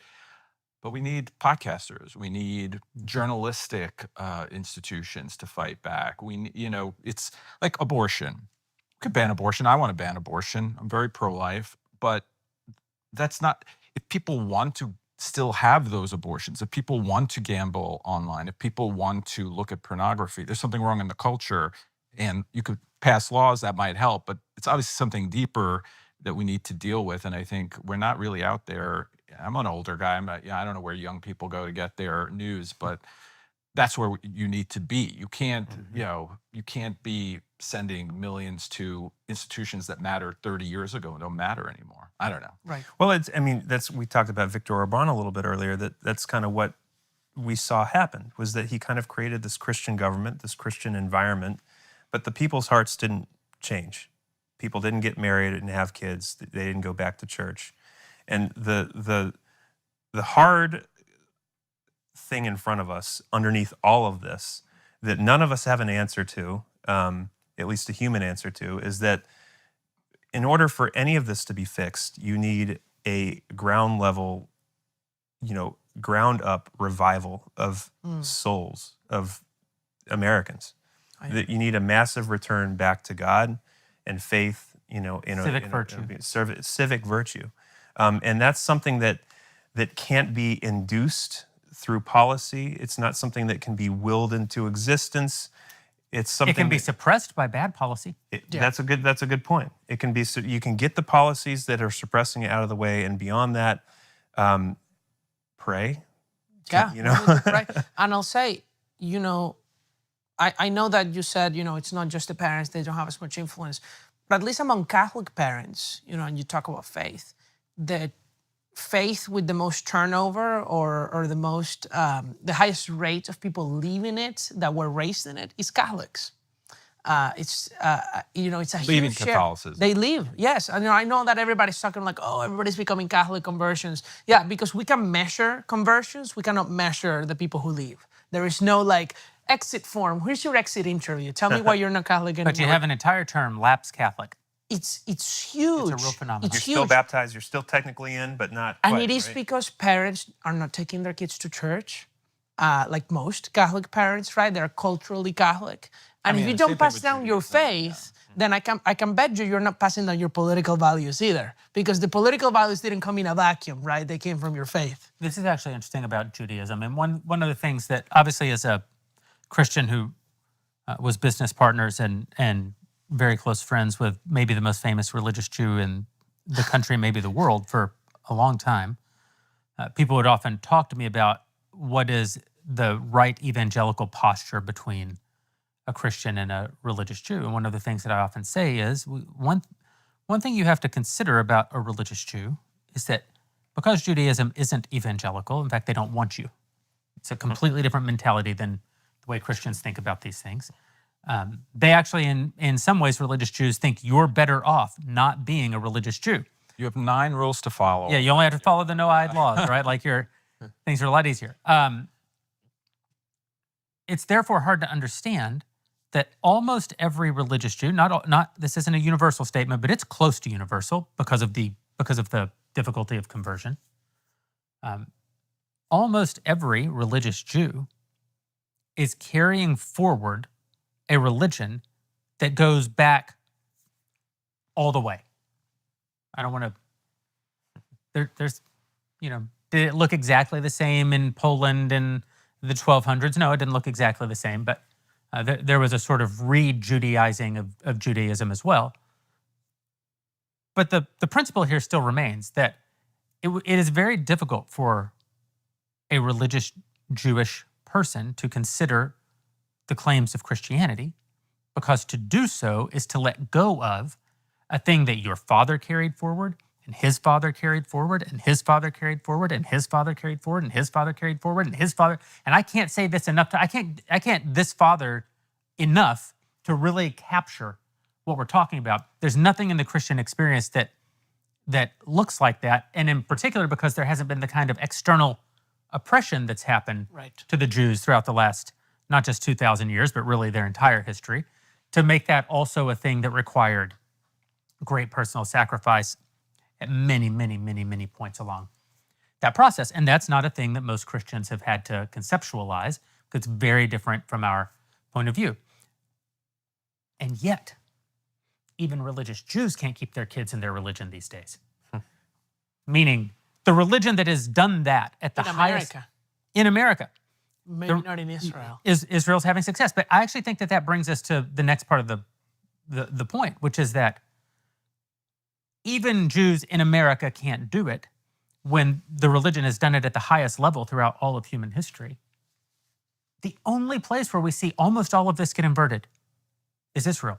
That is true. People are having children well beyond replacement rates. People are passing forward their culture. They're passing forward. Now, not every Jew in Israel is a religious Jew, but religious Judaism is obviously a huge component of Israel. And I don't know the numbers on this, but I suspect that Israel's getting more religious, not less religious. Because of the fertility rate differences. It's also like a huge challenge for them, but for other reasons. But why is it happening there and it doesn't happen here? Because there is something happening there on a cultural level that is, I think, the envy of Nazi right-wingers the world over. I think it's the thing that Nazi right-wingers hate the Jews about the most. Yeah. The Jews of Israel in particular. Because they look at Israel and they go, why do they have that and we can't have it? And they think that they can use government force to do it, but government force is a big part of why we can't do it. And what's happening there is the promise that the state of Israel has made with its people isn't the promise of prosperity, although they're very prosperous, not as prosperous as Americans. It's not the easy life, although there are parts of Israel that are very obviously incredibly modern. Somebody will bring your avocado toast to you in Tel Aviv as surely as they will in Los Angeles. But they've actually made the other argument, which is that we have a national identity, a national mission. We are all, and listen, Israel's a politically divided place, but I'm talking in a sort of macro, and I don't want to get hung up on every. We have a national mission. We have national rivals. I think that's it. And we're going to sacrifice in service of that mission.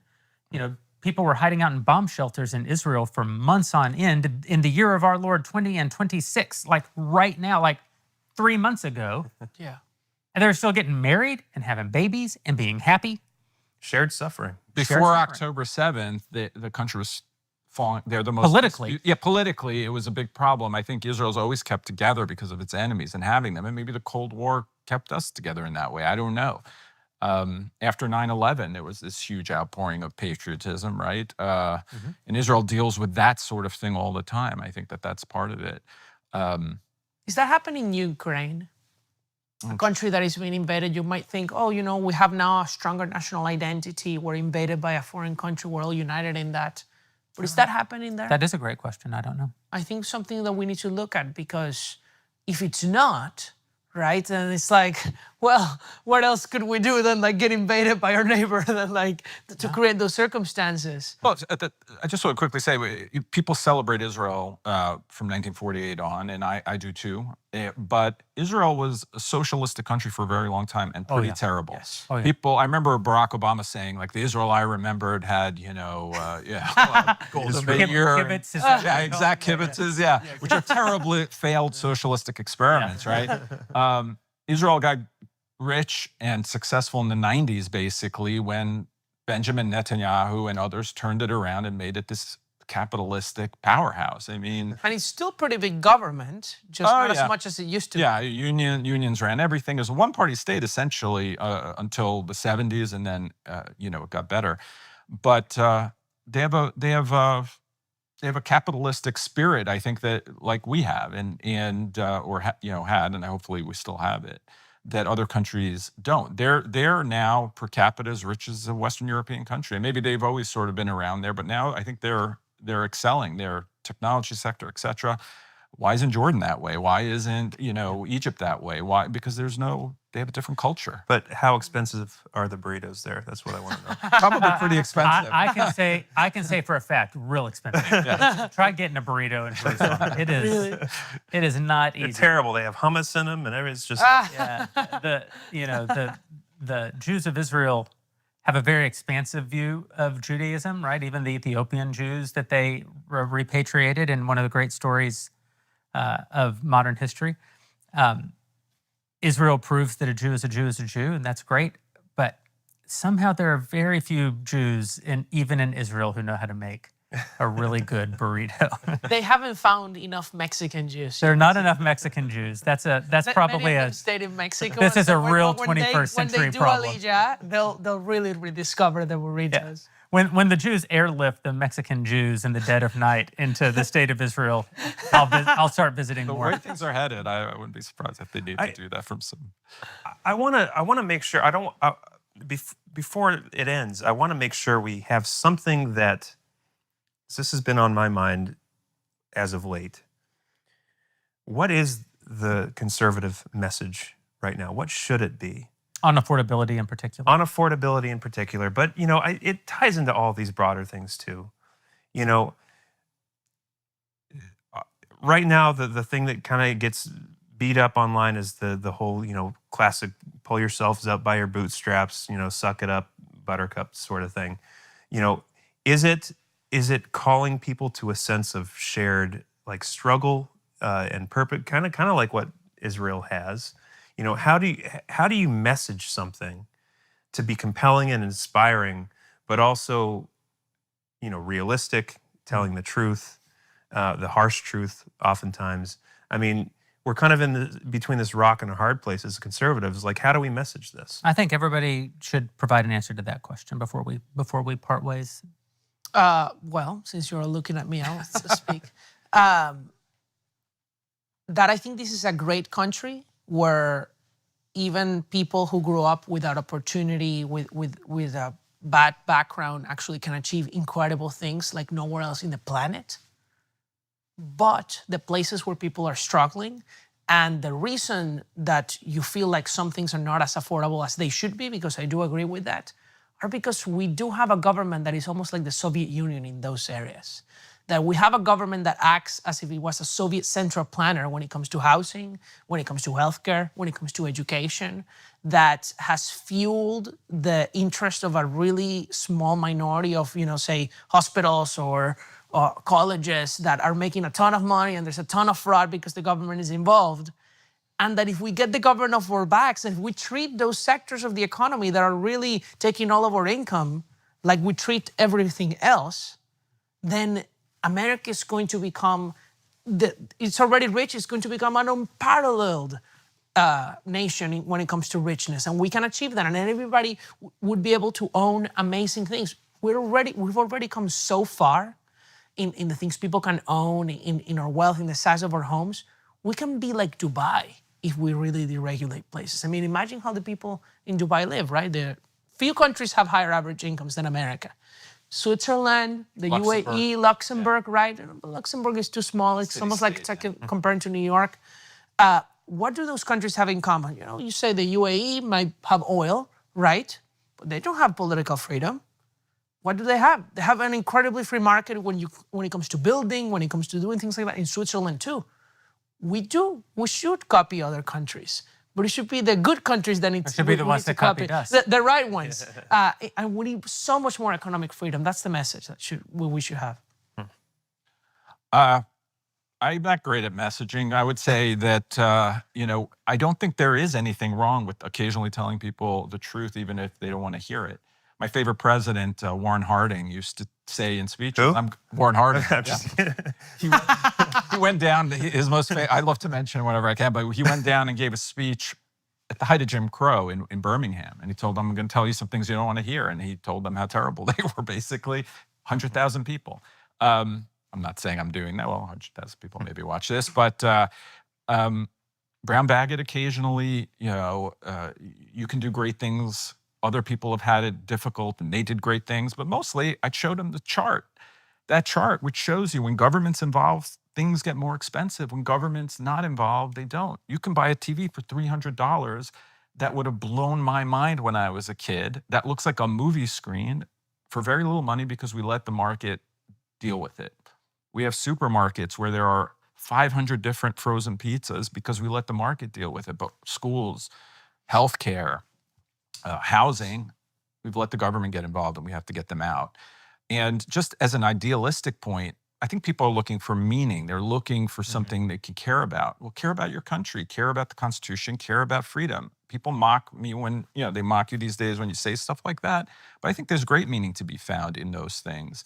I think about Hamilton, for instance, and how excited people got about that show, which I loved. I thought it was amazing. And I think there is a lot of spirit and idealism within the message of the founders and this country and what we've done. So I don't know. I would try to appropriate that and to energize people in some way. I don't know if it'll work, but.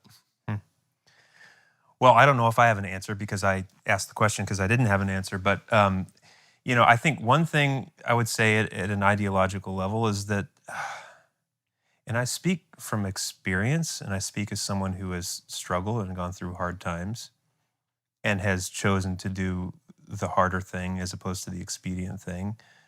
Freedom is worth it. Freedom comes with costs, and freedom comes with sometimes lack of security and risk and suffering. It always has been and always will be worth it to be free. There's nothing more beautiful.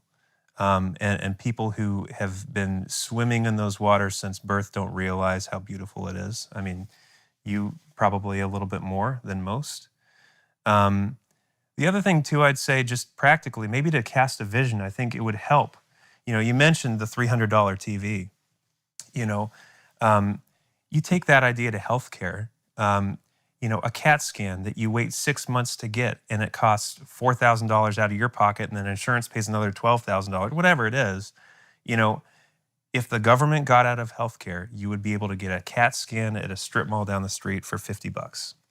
Read by AI or the doctor there in residence, and start to paint that picture of what could be. I think it's also abstract. We talk about how the government ruins everything. We point to our charts and our graphs, but talking about education. Imagine if you could get a really good education for $5,000, $10,000, and it $400 a year at Peterson Academy. Yeah, Peterson again. I went to out of high school.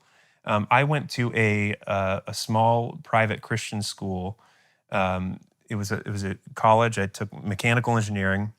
This was before my military days, and they published books, and they subsidized their own tuition with their book sales, and they were able to offer tuition, room, and board for $5,000 a year total. Wow. Because they were capitalists, because they figured out, they created a product that people wanted and they sold it and they made a lot of money and they were able to, to do this thing. And the government wasn't involved. It was an independent institution. So I think painting that picture, and making it really grounded and practical would be really powerful. Yeah, I think everybody's answers were great. I would only add two things. One of them is I think that when we talk to people, we should be incredibly particular. I don't think that making a robust defense of free markets is always the answer that is going to help people in the moment. Free markets need to be defended, and free markets ultimately contain, within that concept of market economics, many of the answers to a lot of the economic pressures on people are contained in that concept. But I think when people say groceries are too expensive and we extol the virtues of the market, we're trying to answer the specific with the general. I think we should answer the specific with the specific. When people complain about the cost of housing, we should talk to them about actual policy answers to the problem of housing. What can they actually do? In other words, when I've talked all night about this menu of options, we have to actually start defining new options into the menu. We have to give people very specific things that they can think about, and therefore very specific things that they can do. Because people can pull themselves up by their bootstraps. People can make choices in their individual agency. In fact, and this is the best news I have for you if you're Gen Z and you're listening right now, because so many of your peers are so convinced that they can't. Because I know for a fact that you can. What I know further is that if you do, you will be the exception, and you will be exceptional. You will rule the world. Who does the future belong to? It belongs to those members of Gen Z who just don't buy the message that they can't, and therefore they do. They're gonna be the most successful generation of people that's ever lived in human history, as long as we can keep the government off their backs. But at the particular level, we need to show people where they can make those choices and where they can make an impact. And I think that sometimes our conversations become too abstract sounding when people are just talking about very specific problems. And here's the other thing. For us, the initiated, for us who think for a living, for us who talk for a living, we start at the general. We have these things that we call principles. And then we apply those principles to the particular. But most people are not ideological. Most people are more pre-ideological. They're actually going to arrive at the general by way of the particular. They're going to think about, wait, you're saying that college could be cheaper if we did what now? Can you explain it? And through that, you're going to open their eyes to this broader concept of, well, couldn't you apply that to, yes. Exactly. The answer is yes. Glad you asked. Yeah. But our foray into this is, and this is why I am defensive of Gen Z somewhat. Not because I think they're right. I think they're largely wrong. But I think that they didn't decide to be wrong. They've been fed a steady diet of what's wrong. And then the very generations that want to tell them, you should be eating ramen like we did, son. They're like, you guys invented this DoorDash crap and you forced us to use it for 2 years. You shouldn't spend so much time on social media. You built the social media companies and you locked us in our houses for 2 years I couldn't even go to my grandmother's funeral, but I could do this. This is the only thing that I was actually able to do. I just think that we're not taking responsibility for our contributions to the slate of options available to them on the one hand, and blaming them for our failures on the other. Now, just because they've been victimized, and I do believe that in some ways they have been victimized, I believe the thing that will destroy them the most assuredly is a victim mentality. The victim mentality is poison, and it is particularly poison if you've actually been victimized. Because then reality reinforces the precept. True. This is why we do have to challenge them. We do have to tell them their ideas are wrong. We do have to tell them that they can. We do have to show them, though, that they can, and show them the very particular places where they can. And I think if we do that, a lot of them will. And then they'll find their way to these bigger ideas that we have. They'll see how that could apply across the slate of challenges that face them. And I think that that and fixing some of the problems ourselves are the best things that we could probably do. Fellas, thank you for spending the evening with me. Thank you, Jeremy. Love to do it again. Thank you. Jasper, you were the best. He just slept the whole way.